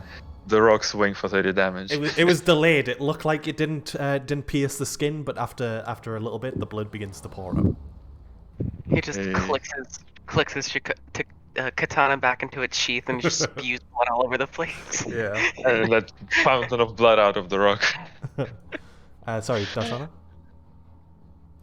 I was just seeing if she could move down a bit. I don't know how much movement she had left, but I don't where think did so, you come no, from? because she came from outside the room. Like here. 5, 10, 15, 20, 20. I wasn't sure. You've got You went plenty to of here, space. right? Yeah, I went 25, there and then 30. You've used 35 feet. Oh, okay. And then she's got like 25 left. Okay. Which way are you going? Down. Past him, towards this thing. The one that's lit up. Okay. It's a very thin ledge, is what I'm saying. Okay, well she's... But by all means, you can go. I'm just going to ask for another check. I mean, Yeah, no, she's gonna go past. Okay. Jimmy past. Roll just a dexterity check for me, please.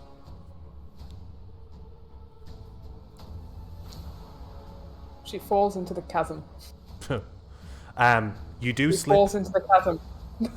You do slip. Your foot slips. As you you're sort of like, you're on with one leg, but it's sort of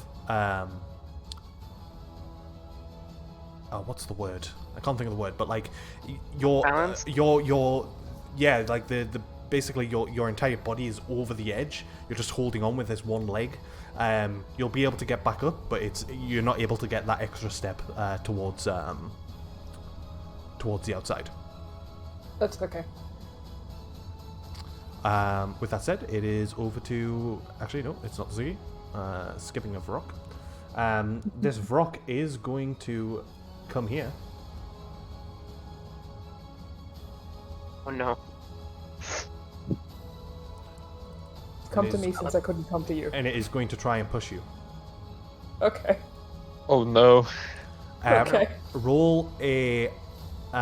It can either be athletics check or acrobatics for you, but it will be with disadvantage. It rolled an 18. She rolled a 10. Darshana, your foot is pushed off as you are pushed back, and you begin to fall to a certain degree. Roll a dexterity saving throw for me. As you are knocked into the gap. Let me just move you here. Okay. You fall...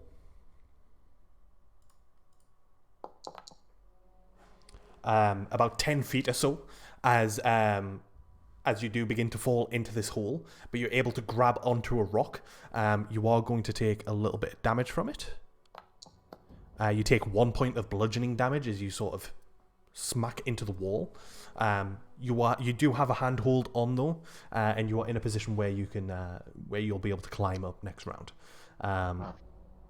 Monks have slow fall, so probably no damage. Yeah, I was about to say I've got. This isn't necessarily Okay. fall damage. This is whacking into the side of a wall.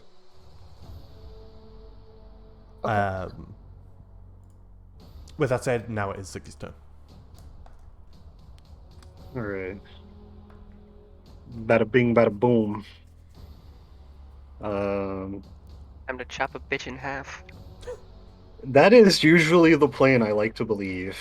We support it.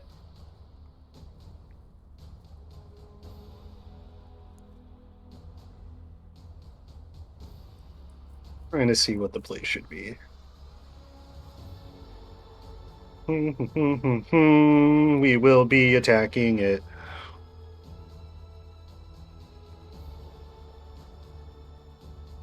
Youch.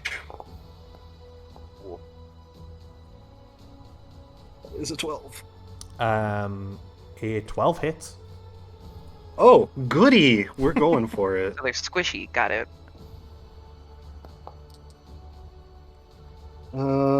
I'll toss a smite on top of that. Why not? Okay.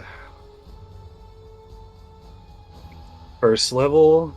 Bada bing, bada boom. Is it fiend? It I'm assuming? certainly is, yes. I would hope so. Let's go. You can basically assume most things are fiends in this place. I assume most people in real life are fiends. Well, yeah, I mean, You wouldn't be wrong. extra 20 points of damage as the blade cuts in and the radiant energy is enveloping the Vrock Doomsayer. You still have your second attack, of course. You indeed. So we'll hit it. Yeah, definitely hits. Yikes. Alright, well, we're gonna make this super spicy. Alrighty. I'm gonna hit it with a max level quotations, 3rd level smite. Oof. So that's what, 568, I think? It tells me that my max is 5d8, but then it adds on plus 1d8 against undead or fiends. 6, yeah. Okay.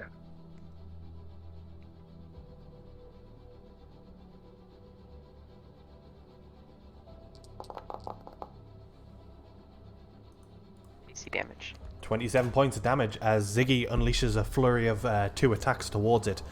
The Vrock Doomslayer is looking bad. I will not be grinning at it. Ziggy is mad. Fair enough. Leovander. So, step 1 is she's stepping past Kyoshi. Moving up in front of this guy. And moving that Hunter's Mark onto him as well. Bonus action. Mhm. And coming down with a two-handed swing of her longsword. Oof. What the fuck? I'm annoyed. You swing That once, the completely claw misses. grabs the blade. As you pull it away, go for the second attack. Once again, A 13 hits. two-handed strike here. It's a D10, correct? Yep. Plus 5. And a d6. Enter. Minus a There we go. d8. I did not mean to do a d8 there. That is my B. Don't know where the d8 came from. It's 16 on the Yeah. 6 on the other stuff though. Yep, as you pull the blade away and then stab in for the second attack, stabbing into the skin of it. Once again, black ichor pouring from the wound. Anything else on your turn? She just growls angrily at it. Go back to the hell you came from. And onward it goes. Alrighty. It is the Rock Doomsayer's turn, who is going to envelop the area in darkness. This is a spell, so, Reist, if you so wish to do so, you are able to attack it. He didn't Yeah. even hesitate. 27 hits. I rolled a 2. You also get your... what's it called? Sneak attack. 35 points of damage from the sneak attack alone. As you cut in up its back, up its spine, the Vrock Doomsayer falls limp as it falls back into the crack of the earth in whence it came from. Just as darkness was about to envelop the area, it does not. Over to Kiyoshi.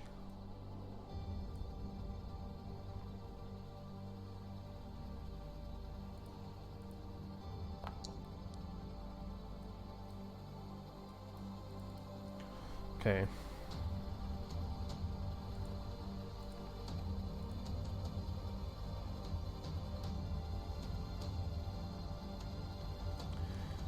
He's going to look down towards you, Darshana.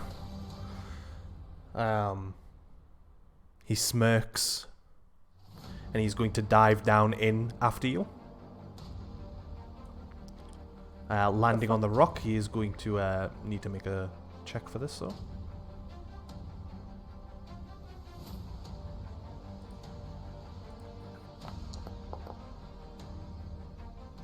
Alright, yeah, he sort of falls down, landing on the rock beside you, and he's just going to look at you and just be like, "Do you trust me?"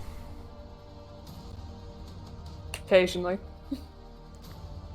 And whilst he's holding on and you're sort of holding on in an awkward position, he just grabs your arm, and he is going to...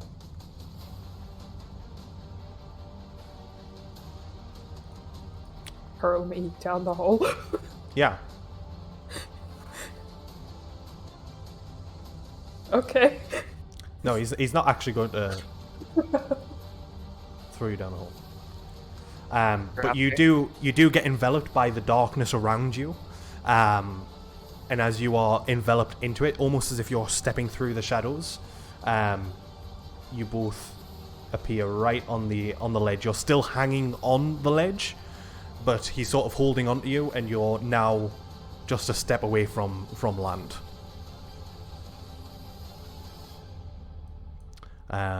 That is going to be Kiyoshi's turn. It is over to Balshor. Okay, well, Foundry doesn't want to reopen for me, so it's gonna be difficult. Is that rock on the way right still alive? Yes. Yes. Are you on the stream? Yeah.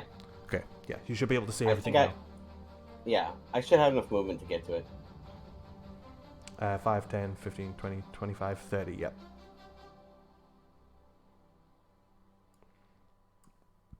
Sorry, I was waiting for you to move your token. Which obviously isn't going to work. Yeah, if you want to... are you able to roll your attacks on like D&D Beyond or whatever? Yeah, I still have D&D Beyond open. Sure, yep. Just roll your attack then. That's a 14 to hit, 14. 14 hits. 12 damage. 12 points of damage. And for the second attack, that's a 27 to hit. Yeah, just hits. Barely. I had to double check, make sure that wasn't a crit. No, it's 19. Just 6 points of damage. 6 points of damage as you cut into it twice. It's sort of on the edge here of the crack that's been created. You are in a safe place, though, right on the edge yourself, and you're able to deal some damage to the Vrock. Anything else on your turn, Balshor?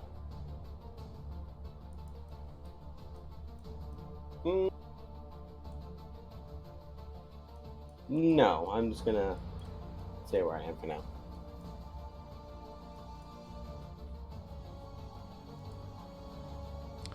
Alright, it is that Vrock's turn, and it is going to...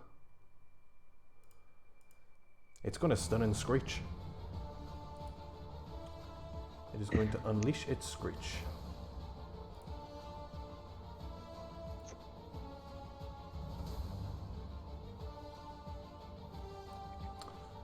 So it's not going to hit Ziggy or Reist, but it will hit Balshor and Leovander. So I need you both to make Constitution saving throws for me, please. Leovander, you are... Balshor, am I in your plus aura? 3. Okay, Yep. so +3? Yep. 2. Plus 3, yeah. Sorry. Ziggy's 2. Okay.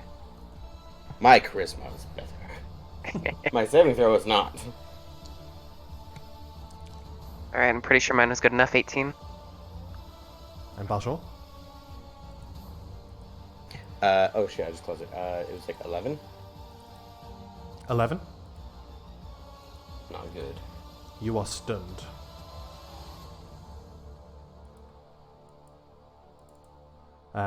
You are stunned until the end of the Vrock's next turn. Okay. Would that also technically drop your Shield of Faith on Reist? Or would you have to make another check for that? It does make you incapacitated, which I believe you cannot concentrate on spells if you are incapacitated. But let's double check that. No, it doesn't say anything about it. Alright then. Just says I can't take actions or reactions. Yep. Well, okay then.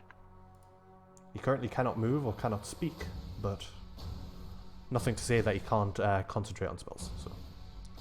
Yeah, true, because you're just incapacitated, you're not unconscious or nothing. Right, incapacitated though says that. Well, concentration rules say that you lose concentration if you're incapacitated, and stun says there you you're go then. incapacitated. There you go then. Oh, okay, well there you go. The answer's got. Thank you very much. They should have that listed there Reist, over to you. for ease of access. I mean, I don't want to keep a spell that I shouldn't have on me. So. Oh, wouldn't be fair. Right, I will try to. I mean, that one doesn't go very soon. Which one looks more hurt? Because there's no. This one hasn't been hurt at all. Okay, and the other one. Looking bloodied. All right. So, Kyoshi and Deshan are near here. Let's make sure the one that's near Leovander doesn't get to smack Balshor too hard. So. Okay. Actually, I can just stay. No, I don't want to stay close to this one either. What I'm gonna do is I'm gonna like go somewhere here, then try to hide and shoot it. Yeah, roll a stealth check. It's not even looking in your direction at the moment, so. Try to hide and shoot. Stealth check. Oof. Okay. I guess for the sake of your attack, you are not hidden. Alright, so try to shoot it anyway. But I do get sneak because they're near him. Yeah, Levander is. Yep, 9 points plus your sneak Normal. attack. 25. The bolt of the crossbow just strikes into the back of the head. It wobbles a little bit, but it's still standing just about. want to make some more distance. Much as I can. That's it. Alrighty. Darshana, it is your turn. As I say, you are pretty much at the top of the crack now. You are able to just simply pull yourself up if you so wish to do so. I shall do that. Alrighty. Easily done. We'll say it takes 5 feet of your movement. Okay. Going to nod at Kiyoshi and assume he is fully capable of getting himself out of that hole, and then run around behind this thing and hit it.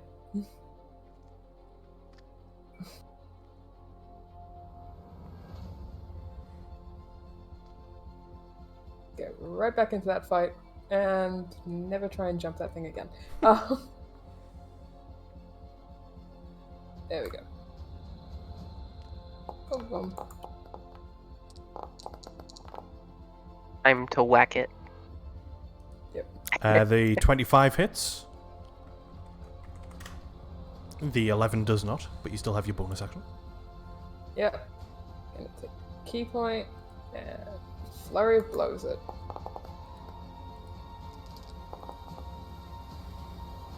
Is that a... That's a natural 20.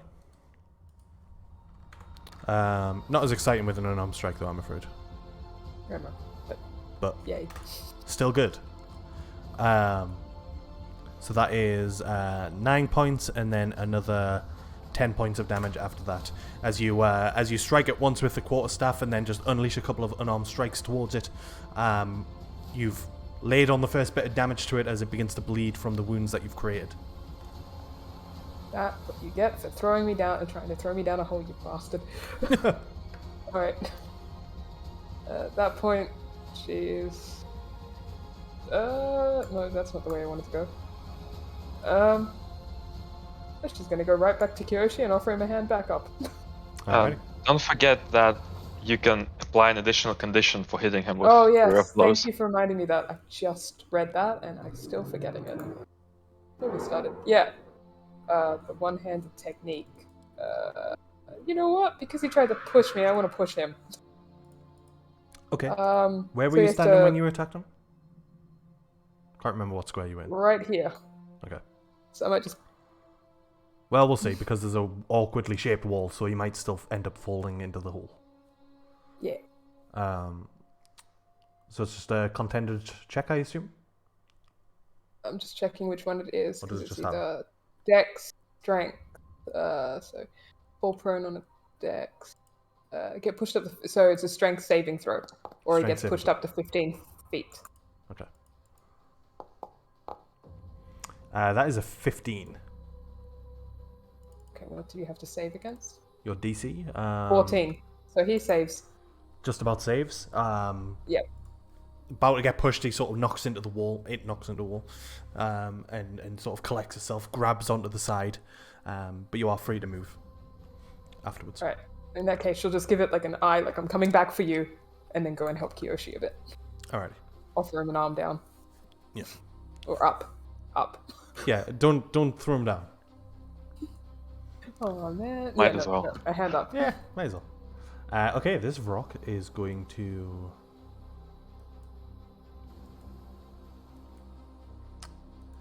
It is going to fly slightly.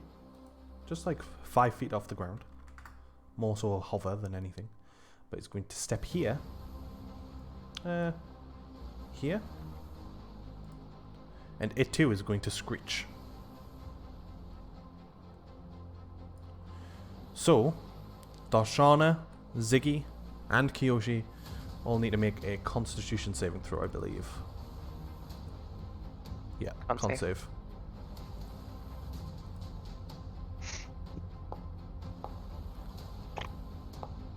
No worries on those.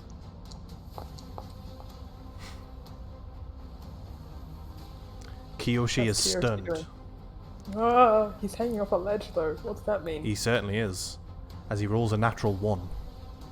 Oh my... No! Yikes. Poor guy. Yikes. Kiyoshi falls into the fucking yikes. darkness, slamming off the rocks as he falls. I can't take a reaction to grab him before he does, since I already had a hand down. Okay, I'll allow it. Roll. First, roll a dexterity check for me. Okay. Am I dexterous enough to dive to save him? Yeah, I mean, he's just going to free fall, so it's whether you're quick enough to then sort of make that muscle adjustment to grab him. Okay, so you are able to grab him. Now roll an athletics check to see if you keep a hold of him. Okay. Ooh. Pretty good rolls. As you see the sort of life and energy just drain from his face as his face becomes almost numb in appearance. His body just stiffens and begins to slowly fall back. You make that adjustment in the arm, in the hand, in the footing, and grab him, sort of readjusting yourself and holding on. He is. I mean, he's a muscular guy. He's quite heavy given the size. You are holding onto him, but it's not going to be easy to then drag him up as well. But nevertheless, you do have a hold of him, and he is not falling into the darkness to his death just yet. Let's hope I can Just keep that yet. up. Just yet. I not owe this guy my life. With that said, that is the Vrock will fly a little bit further up. It has a lot of flying speed. Let's go up to 40 feet up, and then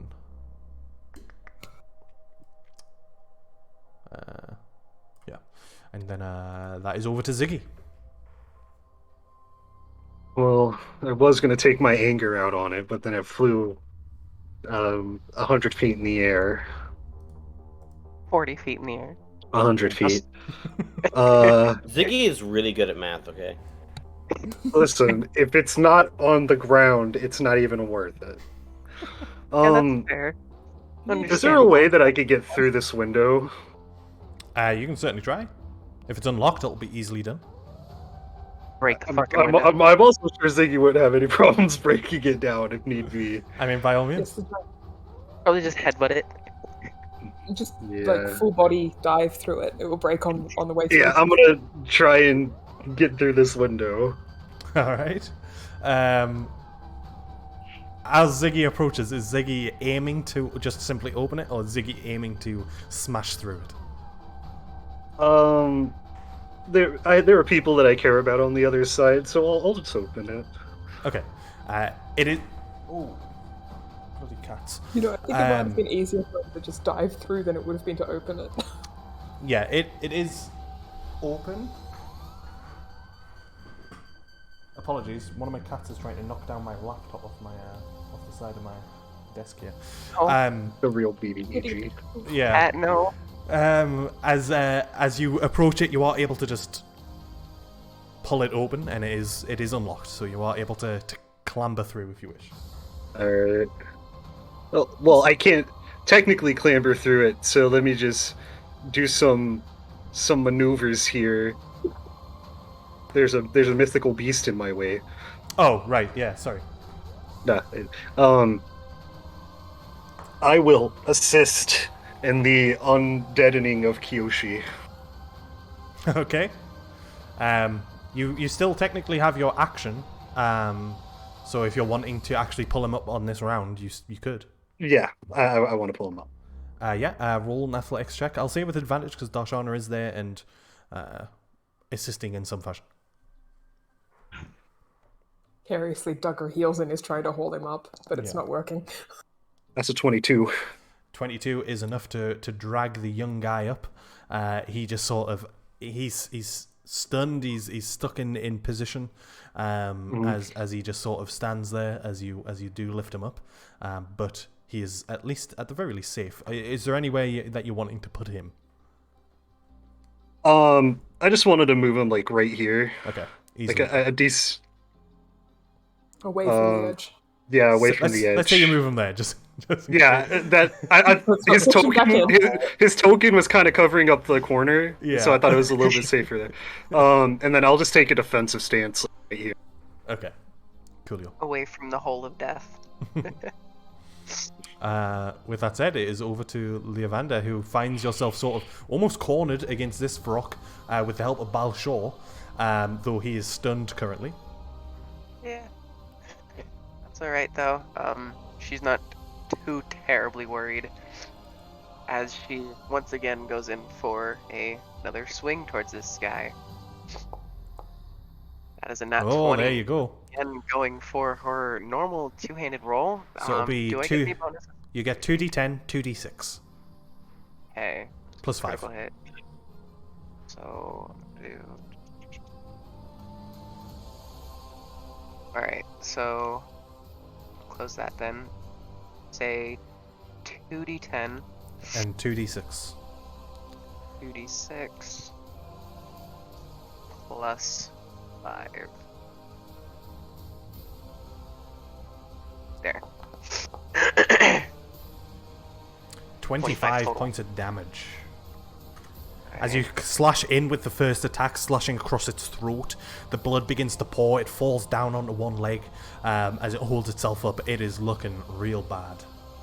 And she once again goes down for another swing. Well, this time going up since she swung down the first.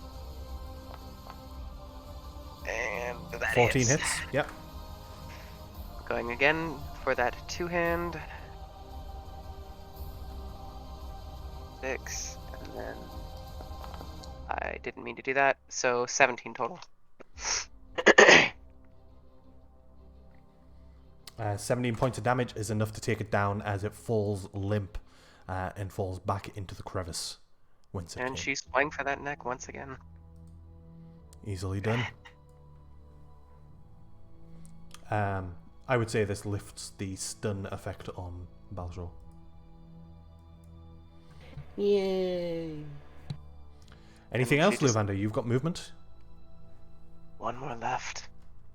And instantly gets her ass as close as she can to the other one. Alrighty. You can't say it, so And- you've still got your bonus action if you wanted to move As the a bo- Hunter's I was Mark. literally just about to say that, and as a bonus action, transfer Thunder Mark over. Easily done. Alrighty, that is Leovander. She takes out the second of last Vrock. It is over to Kiyoshi, who is stunned and cannot do anything. Balshaw, you witness everything. You see Leovander take down the Vrock, and as she does so, and as it begins to fall into the crevice, you feel the stunning effect upon you lift, and you are free to act. Damnable beasts. Okay. I will.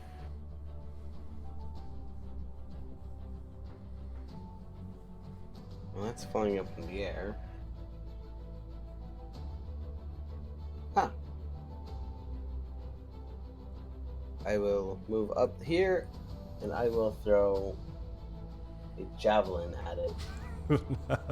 I love that image of Balshaw just hoisting a javelin towards this creature. Roll your attack. Unfortunately, Oh, it is out of my close range, so So I will roll disadvantage? disadvantage. yeah. Yeah. Well, it's Well, 18 is enough. That is 6 points of piercing damage as the javelin strikes its shoulder. Surprisingly, I'm gonna do it again.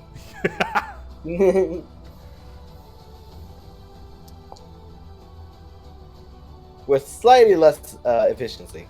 10 missing, unfortunately, as the javelin is thrown. You know, it's quite high up as you hoist it towards it. It just sort of loops underneath it. Just misjudged the distance slightly as it lands on the other side over near the trees over here. Anything else, Balshaw? You've still got a bit of movement left, I think. I think you got like 5 feet. Yeah, I left. do. I got 15 feet. I didn't move very far. Just checking. Yeah, I only moved 15. Yeah, you wouldn't have been able to step over that. That's like part of a wall that's collapsed. Alright, I'll just move the 5 feet then. That should be fine, yes? Yeah. Okay.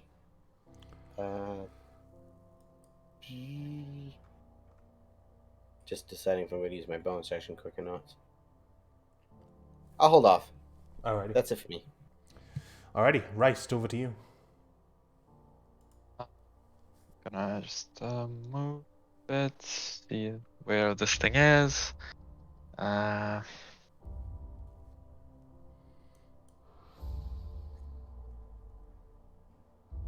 I'll insightful fighting and shoot it. Okay. Deception. On my part.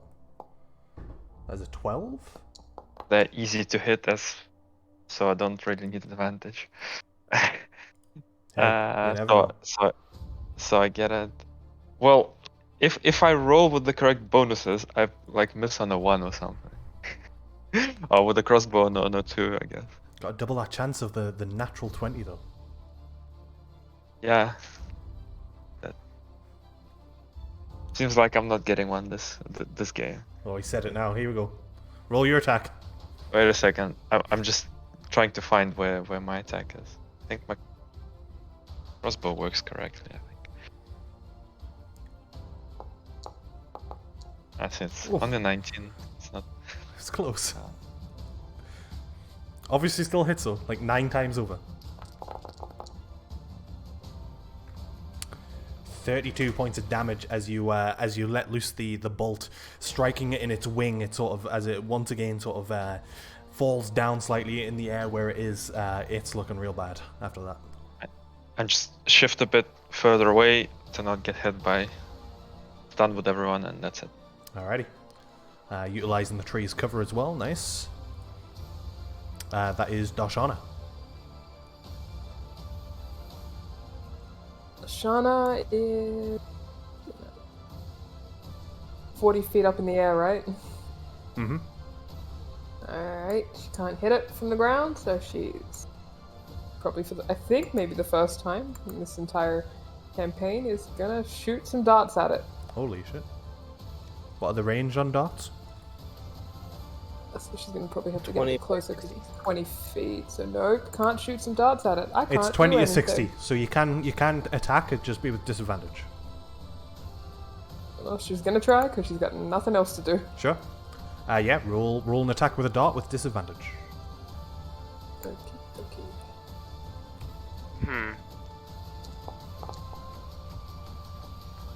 Oh. 15 hits though, with 4 points of damage. And you do have multi-attack, so you could throw another dart if you've got one. Jeez. Got a couple. Ooh, 10 missing, unfortunately. Bye, dart. You served me well. All right. Yep. That's her turn. She's just gonna like glare at it. Why must you be so high? Alrighty. The Vrock is going to fly down towards Akuma. Would that give me an attack of opportunity? Nope. No? Okay, or right, because it's coming into you, not coming out of. Yeah, it's still technically just stood right beside you. Yeah. And it is going to... Oh shit. Balshair's not close enough to protect him. It is going to attack with its talons as it comes down. It is going to attack with its talons first of all against Akuma, which will be with advantage. Oh, that's a natural 20. Well, bye, Akuma.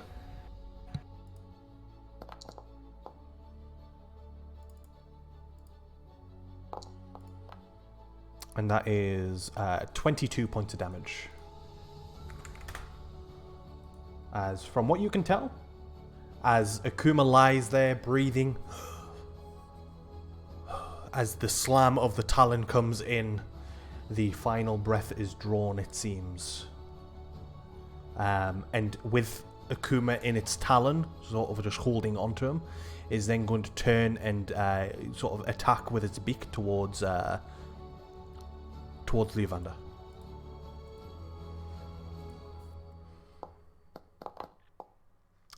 That is a 15 to hit you, Leavander? Nope. As the beak comes in, you just sort of hold the blade up, deflecting the attack. And that is going to be its turn. It is over to you, Ziggy. Boy, is it. Okay.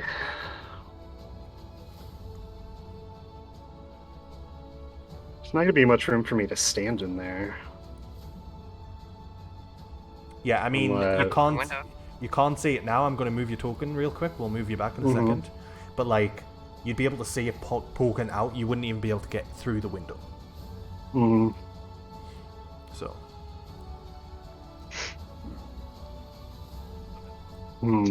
Your giant dragonborn butt around the ledge here. Just stab him through the window. There is that. There My is that. suggestion. I mean, you opened it. I did, in fact, open it. That's because I didn't want to smash glass into anybody's eye. But I don't care about this thing. I don't imagine you delicately closed it on the way through, though. I don't think he closed it at all. That's my point.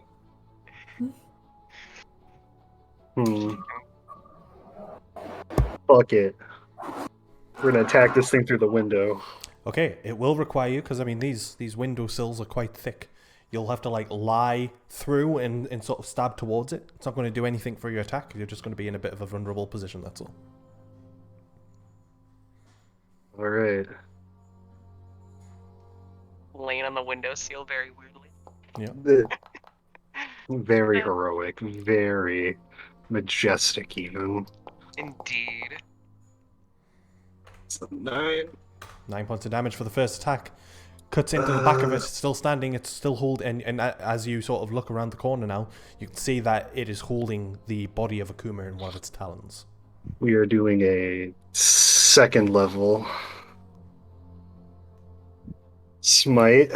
So if a max with Fiend is 6, then a second would be 5, yeah? You might want to count up from 1 if you want the correct number. I think it's 4. Yeah, Is it? Well, we did 6 last time. Yeah, I'm only it wasn't correct. Because you need a 4th level slot for max smite. That's true. Ignore that.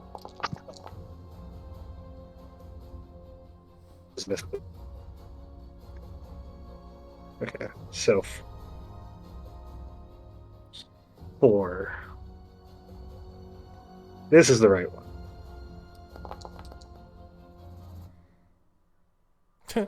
Small. It's better to roll correctly. Yeah. That- When you roll correctly, the gods provide you with better rolls. hey, But with that, as you prod yourself through the window and stab this guy in the back, he falls to the ground, dropping Akuma back into the bed, and this creature falls limp and presumably dead. presumably. Oh boy. Well then I'll just continue climbing through and just step on its dead body. Okay. You step on it so much that it disappears. Wow. But yeah, you see Akuma just sort of sprawled out onto the bed, wounded, hurt. You see the necrotic energy that's sort of, not the energy, sorry, the necrotic flesh of his hand, which has spread up like his forearm, though it's certainly been seen to. And it's also wrapped and protected, so. Is he breathing?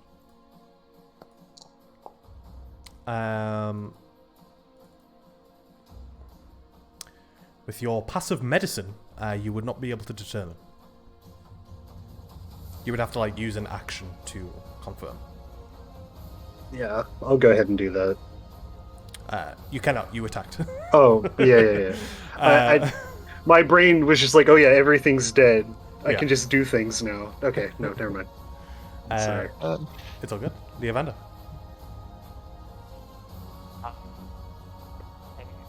Then she's gonna move forward, use her action to medicine check him to see if he's alive. Roll a medicine check. Is that right? Yeah. Okay. Also, just to confirm, would she know that Balshor has Revivify?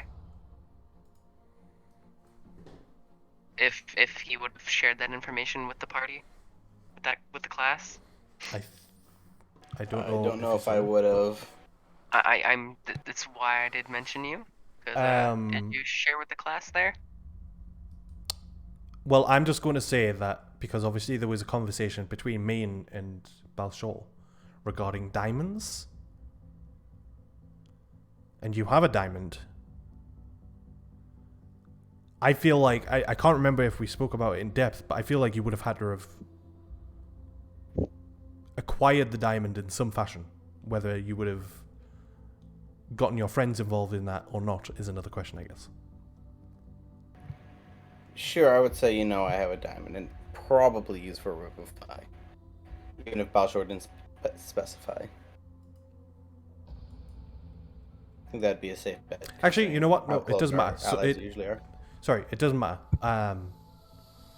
The diamond situation is awkward, so you may not have necessarily shared that you had a diamond because they were after diamonds. So it's up to you, I suppose.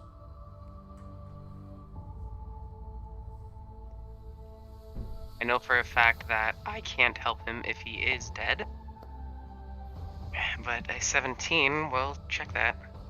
As you look over him, Akuma is seemingly unconscious currently. Seemingly unconscious. Okay. Roll an insight check for me. Second. Rolling. Wait, would I get a bonus to that? Insight? No, you just Yeah. roll insight. Unless you've got something that... Balshor and Ziggy. No. No. Okay, just Not checking. saving throw. Oh, okay. As you look over Akuma, he looks inflicted with pain. He looks difficult of breathing. The gashes and wounds on his chest seem superficial to a certain degree, though certainly present. He's in a vulnerable state currently, but alive but unconscious. He needs attention immediately. Because I used my action, I cannot heal him. Correct? Correct. Okay. Then, she looks over to Balshor, and with a desperate look in her eyes, can you heal him? He needs it now. And, ends turn. Over to Kiyoshi, who's just going to step towards Darshana and pat you on the shoulder and just give you a nod. Thank you. She just kind of nod at him in return. Well, you got me out of the hole. It was the least I could do. Turn the favour and all that, yes. And then it is over to Balshor. Yeah, sure. I'm gonna take a step and give him a nice pat. Heal him for... I'll give him 20 points in my lay on hands. 20. As you place your hand upon him, he... as his eyes widen and he basically looks towards the three of you that are sort of hovering over his bed right now. As he becomes conscious, he wakes up. His life draws through his lungs properly now, and he just sort of holds onto you, Balshor, as you sort of heal him. Whoa there, it's all right. Thank you. What's happening? And he looks like down the bed beyond you all to see this sort of crack in the earth.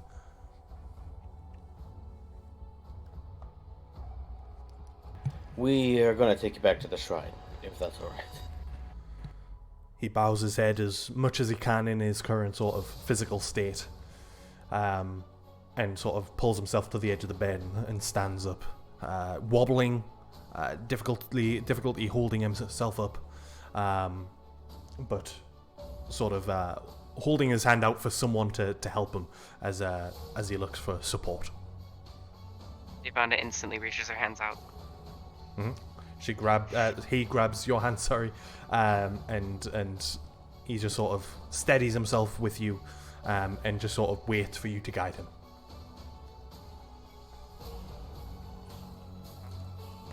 She looks over to Ziggy and points and nods her head over towards the window, and help me get him.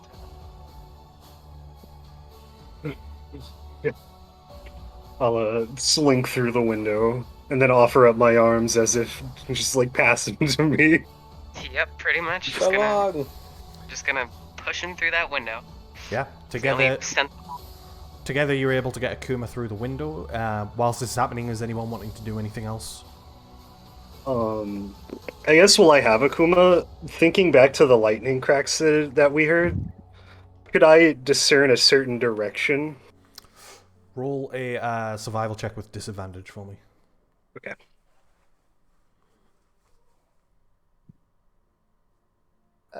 Did we confirm that the rest of the building was empty Ye- already? Our only target was Akuma, so I don't think we'd worry about the rest of the building for now. There are people in the building. Well, You've- if there are people in the building. You have not heard anything. You have not seen anything. You would have thought that, given the situation, that maybe someone would be like people would be trying to escape Screaming. or anything like that. Yeah, or screaming. Yeah, you've heard nothing. Yoshi wasn't trying to escape or screaming, which is weird. Yeah, because unconscious. Want Want to Kyoshi. resolve the survival check? With Sorry. with a 4, you thinking back cannot discern direction of the Okay. thunderbolt, the lightning strikes. I wanted to check out the chasm and see if, well, have I ever seen something like this? You've not seen anything like this in terms of this sort of almost immediate tearing of the plane in its state. Like it almost looks like it's just been torn apart. But roll a perception check as you look down it. Yeah. I don't have dark vision though. That's fine. I don't think. We can give you dark vision. Oh. You're currently pushing an old man through a window, so. Yeah. With a 14, you look down, and perhaps maybe as you expected, you see no bottom to it. It's just complete darkness. The side of the earth just sort of dissipates into the darkness. Also, roll a history check.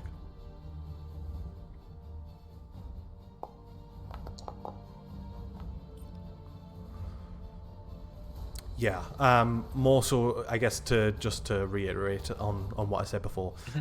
You've not experienced this. You've not even read anything about it. You can't recall. Bit of research might be able to help, and you might be able to figure it out. But as it stands, nothing sort of stands out to you in your mind of what this could be, what could have created it, what could have happened for this to happen, Alright. or anything Then- like that. Well, everybody else gathers themselves up to go. Wright's probably gonna climb up onto the roof and look around. Okay. Roll athletics checks. This is And use my acrobatics to get up. no. This is a vastly flat wall to climb up. And it's 3 stories. I'll go for the gate there for the wall then over here. Just Okay. like if it seems like unreasonable to get up there, I'm not gonna try. Yeah, it's like 3 stories. This wall that surrounds it gets like maybe to the top of the ground floor. So yeah, you're able to get on the wall. You've got a view of the city and of course somewhat the building behind you as well. Yeah, so I just want to look around while everybody gets ready so that not getting ambushed. Before we get onto that, is anyone else wanting to do anything? Kiyoshi's just sort of exhausted, breathing heavily as Darshana, you sort of acknowledge one another for helping each other. Ziggy and Leovander, you're able to get Akuma through the window. No problems there. Yeah, is anyone else wanting to do anything? After getting Kuma through the window, Leovander looks over at Kyoshi and gives him a nod. Thank you for your help today. He gives you a side look and a nod. Balshor, you were going to say something? Oh, I was gonna say I'll offer to carry Akuma, so Sigin can have his Storm Arm free. And I'll pass the old man. Yeah, Akuma will walk over to Balshor and gladly accept any help that you can give him. Is Are this we old man headed up to the too? monastery now? I will ask him if he minds if I just carry him for a little bit of ease. Whatever is easiest for you, sir. And he gives you a nod and bow. And I will just pick him up because I am very big. Quite Oh, light, yeah, Adam. surprisingly. Oh. Yeah? Does his hand look fixed? No, I mentioned before, it's still all wrapped up, it's still necrotic. Alright. But yeah. Oh yeah, because we just retrieved the blood. They didn't have a chance to use it. Yeah. That's right. Yeah. The clerics, I guess just to recall, the clerics have been able to keep it at bay, but it's still slowly spreading. The blood and the diamonds was in an attempt to rid of it completely. So yeah, still there, still definitely present.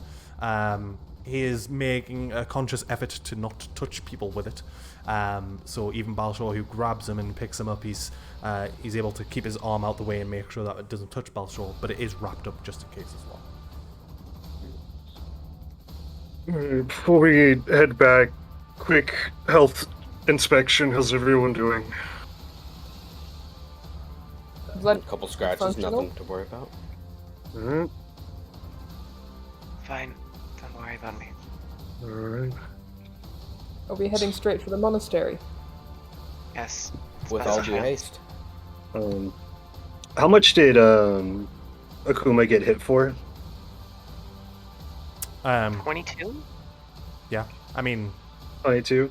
Whatever I guess that like matters. 20s? when I'll be honest. He's been healed to full. Okay. All right. Well, then I'll just put 20 points back into myself Okay. with lay on hands, Alrighty. since apparently I'm the only one who took anything of note. I think Darshana got hurt. I actually took Yeah, no, no I'm damage down at by all. 20 That points. entire the both of those combats, I took no damage whatsoever. I know Darshana took like a point of damage. I A, don't know. no, I took 20. Oh, all right. You can have the other 20. I said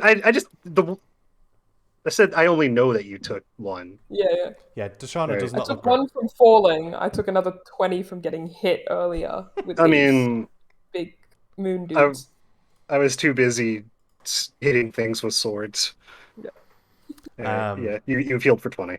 So yeah, Ziggy goes around healing. Darshana heals himself as you call upon Kriya, and head back to the monastery. Did you say? Yeah. Unless Okay. anyone else has any objections. No. Where's the monastery? From where we were? That's Just clarify, back does it through go the past the estate. palace? Through the Yep. estate on the other Yeah. side, yeah. Yeah. Yeah, it's okay, a that's good fine. a good distance. Yep. Yep, we'll head straight there, but on the way past, she'll stop by the stables. Okay.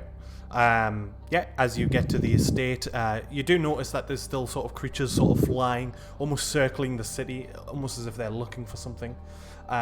Any that come by, once again, these little imps are just easily taken care of by the party, whether it be by the bolt of rice before they get to you, or the swords of Ziggy, or Leovander, or the fists of Darshana, and Kyoshi is there alongside you all as well. As you get to the estate, the stables are there and present and seemingly untouched as they stand.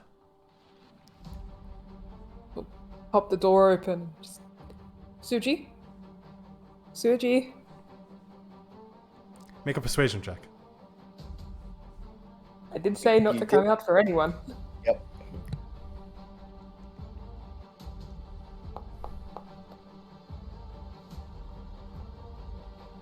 No answer. No movement. You do not see him from where you are. Suji, it's Darshana. We're heading to the monastery. Nothing. She's gonna start moving around in the hay. If she gets stabbed, that's just gonna be what he does. Okay. Roll an investigation check. Big scary man with the one horn is gone.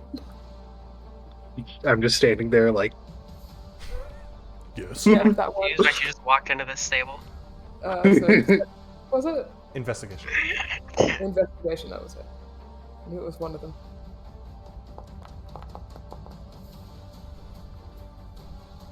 Okay. My Foundry is not working, but my stream version of Foundry is, so I can still see your rolls. 17. As you look around the stables, you see a pile of hay that looks sort of messy around it, more messy than you would expect a pile of hay. I mean, it's a pile of hay. I suppose it's pretty messy, but still. And as you sort of look through it, you see eventually you uncover the face of Suji, who's just sort of curled up in a ball within the hay. She'll move it out of the way and then just crouch in front of him, moving it off his head, and be like, "Just me. Are you coming?" He just nods his head, like, anxiously. She'll put her arms up to pick him up if he wants to be picked up. Yeah, he Okay. reaches out to you and takes the offer. Yep. She'll just carry him out. Alrighty. As this is all happening, once again, there's like imps and stuff. As Darshan is sort of taking this moment to take care of a young child, the rest of you are just fighting off these sort of annoyances and these awful imps that keep diving down towards you.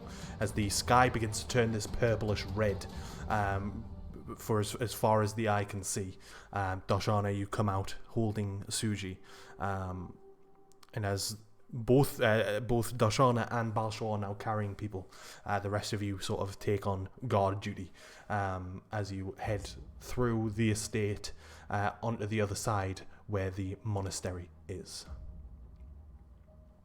As you run down the path of the monastery, it seems for a moment reasonably quiet, but as you curve around to the point where you can see the doorway, you see a body. Well, first of all, I'll say, just to set the mood, you do see the daimyo inside. He's currently back towards the katana. Sort of, his sword is out, and he's looking around.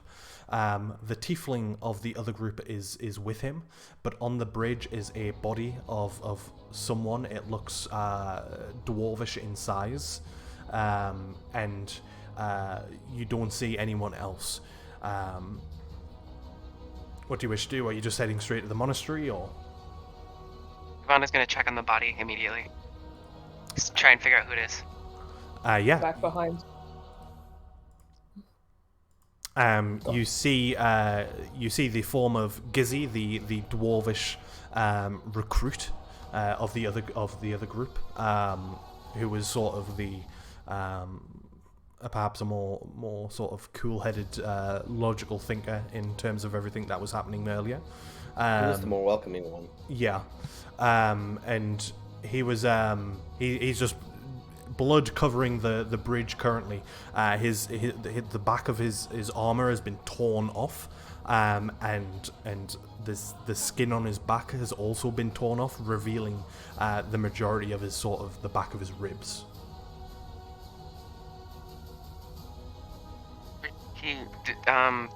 Does it look like he went down fighting? Oh yeah. Okay. She just sets a hand on his head and whispers softly. May you continue fighting by Kuru's side in eternal rest. And as you say this, you hear the voice of the daimyo say, "Come." They've come wave after wave. They come, seeking the blade. Help us, come. And he gestures for you to enter the monastery. I'm gonna look around before I enter. Yeah, make a perception check. I am going to pop another divine sense. Okay. Where are you going with the divine sense? Like, where are you when you use the divine sense? I'd be close enough Like, are you to the daimyo to where, Okay. yeah, to where like he's in it, Mhm. and the tiefling and everybody. So the entire, as you set it off, the entire land around here just ignites with energy. Bar the monastery. The monastery has been cleansed of any wrongdoing, any fiendish hand that may have been manipulating or affecting the land, the people, or anything around here. The monastery is almost this sort of this safe haven of purity. Everything else lights up. Just this hallowed ground. Including like, it's difficult to determine individuals, like as you activate it. As I say, people inside the monastery are almost cleansed of anything, but anyone outside of the monastery is lighting up as well, as if being affected by something or someone.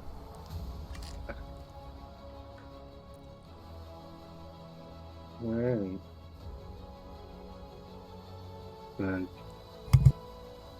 I'll bring Akuma into the monastery. Yeah. Seeing that, I walk further in. Okay, you enter. Are you keeping hold of Akuma? Are you putting him down? What's happening with Suji? So Tashana's gonna walk in and promptly put him down before turning around. We should take defensive positions in case they start coming from the entrances again. I will set Kuma down by the back corner where we had tea before. Pull some of the pillows over and make him comfortable. Tashana will just wave for Sushi to stay in that same corner with the unconscious old man. Akuma is conscious. Yeah. Oh no, he's awake now. That's right. Yeah. With the wounded old man. The wounded old man. There you go. But yeah, as you place them down, right as you take a look around outside, you see further cracks nearby. One tearing through the pond here. That tears straight through the pond, basically almost exactly south to north, or north to south. And you see bodies littering the forest. They look humanoid. They look like perhaps similar to individuals that you fought as well previously outside the monastery. But there's just bodies that litter. There is no sort of movement currently, but you do see this sort of bright, that sort of purple haze that envelops the sky. There's a bright version of that haze coming from the east, further into the forest. Quick question. Now that we've entered the temple, do we see anyone other than the Demi or the Tiefling, or is it empty otherwise? I was just about to ask It is something just those similar. two. All right. After Leovanda having been on that bridge for a moment, kneeling down next to that dwarf, basically giving him his last rites, comes in probably a moment after the rest of them, and then completely flat out ignores the daimyo, and looks up at up to the tiefling and asks her, "Where is the rest?" She's just going to say, "With Kriya. Be ready, please." She and whilst closes. sorry, I was gonna say, she closes her eyes and looks down, clenching her fists, taking a moment to grieve, and takes a deep breath in, and then draws her sword. you draw the Then my blade. career. Then may I join them by his side? She nods as she holds onto the symbol of Kriya that she has around her neck. Right as you are outside, sort of taking in the environment, taking in what's happened, taking in what could come. What are you wanting to do? Are you wanting to go anywhere in particular? Though I want to take a good look around and kind of be on the lookout. I guess maybe get back on the roof of this thing and Okay. Yeah, so they can warn everybody if somebody's approaching Okay. and from which direction. Easily done. You've been on the roof many times. You're able to climb up, take a position. If you want to roll a stealth check as well, I assume you don't want to be seen whilst you're up there. Oh yeah. Damn. You take a position. Although it's like the middle of the day or it's like afternoon, it is dark now. Like pitch black as this cloud has enveloped the local area, and you keep an eye out. You can't see anything, as I say. That you don't see any movement. You just see that glow coming from the east. And as you sort of, Levander, as you pull your blade out and everyone else gets into their defensive positions and hold themselves.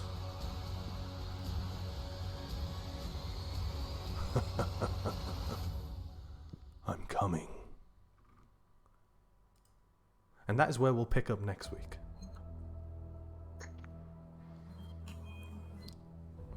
Intense. Indeed. And my foundries just came back. Yeah. By the way, did you say Nice. that I can't really see shit anyway from up there? You can see things. There's just nothing to see at the moment. You can see the bodies. You can see the Okay. cracks in the plane of existence. Right. You see the haze of light coming from the east. There's nothing to see. There's no movement. There's no people that you can see or anything like that. Sorry Right, so, if I worded it a bit strangely. Yeah, I was just checking if I can't see anything now or if like there's too much haze to see anything at all. No, yeah. You've got a good vision of the land. Okay. You've Cool, got a I'll good stay point there of- then. Yeah. Oh, cool. But as I say, that's where we'll pick up next session. Good job on fighting things. I honestly thought you might have ran away when the crack of the earth occurred, but you stood and fought and took care of them pretty quickly and easily. So, good shit. I am very excited to see Almost how died, this but plays we're out. here. I'm excited too, but I'm also sad. Are we Yeah, able your to friend- go next week? I couldn't make amends. That genuinely upsets me. Yeah. What do you mean by Yep. go next week? Are we able to play next week, or no one has anything coming up? I think so, unless anyone has anything they wish to. I'm going to take everyone's silence as we can all play. Yeah, Hey. I would agree and say I'm good, 100%. Coolio. Yeah, so next week will be the finale of the Order of Mamoru. Oh my god. We'll see how it turns out and see what comes of this adventure. Crazy, bro. The Yeah, sheer child's back intensity now. is just, ugh. So good. It is. It's wonderful. I One hope- of the Wonderful. benefits of having a shorter, more story-driven campaign. Yeah. All the story all at once. Yeah. I hope you enjoyed the hospital scene. I played with the the whole crack in the earth Oh appearing. yeah. I personally, I feel like you did that really, really well. That was really good. Very smooth. If there's probably something I could have done, but I would have loved to have just been able to click a button and have like the screen go entire dark screen for you. Yeah. And then when I clicked it again, it reappears and there's just this crack in the earth and everything's changed type of thing. Oh, that would have been amazing. But I Just like the music couldn't. cuts out and everything. Yeah, there's probably something I could have done with like macros or something to change everyone's like vision, just Maybe. by pressing a button. But I'm not smart enough for that sort of shit. It was also it was so probably takes good. time Like, to put together though. But even so, just yeah. Yeah. just the description was already thematic enough. Mhm. So thanks. No, not a problem. As I say, we're getting to the end of it. It'll be exciting to see what happens next week and see what comes of it all. But otherwise, until then, I'm sure I'll speak to most of you. Well, I will. I'll speak to all of you between then. Before then. Yeah. Do you So- have like See you 5 tomorrow. minutes, Adam? Yeah. Yeah, I just wanted to check with you on the other campaign character if it will be appropriate or not. before I kind of post my idea. Yeah, no problem. I'll say bye to everyone. I'm gonna stop the stream, so goodbye stream. Goodbye, stream. Goodbye. Bye, stream. We love you. By stream.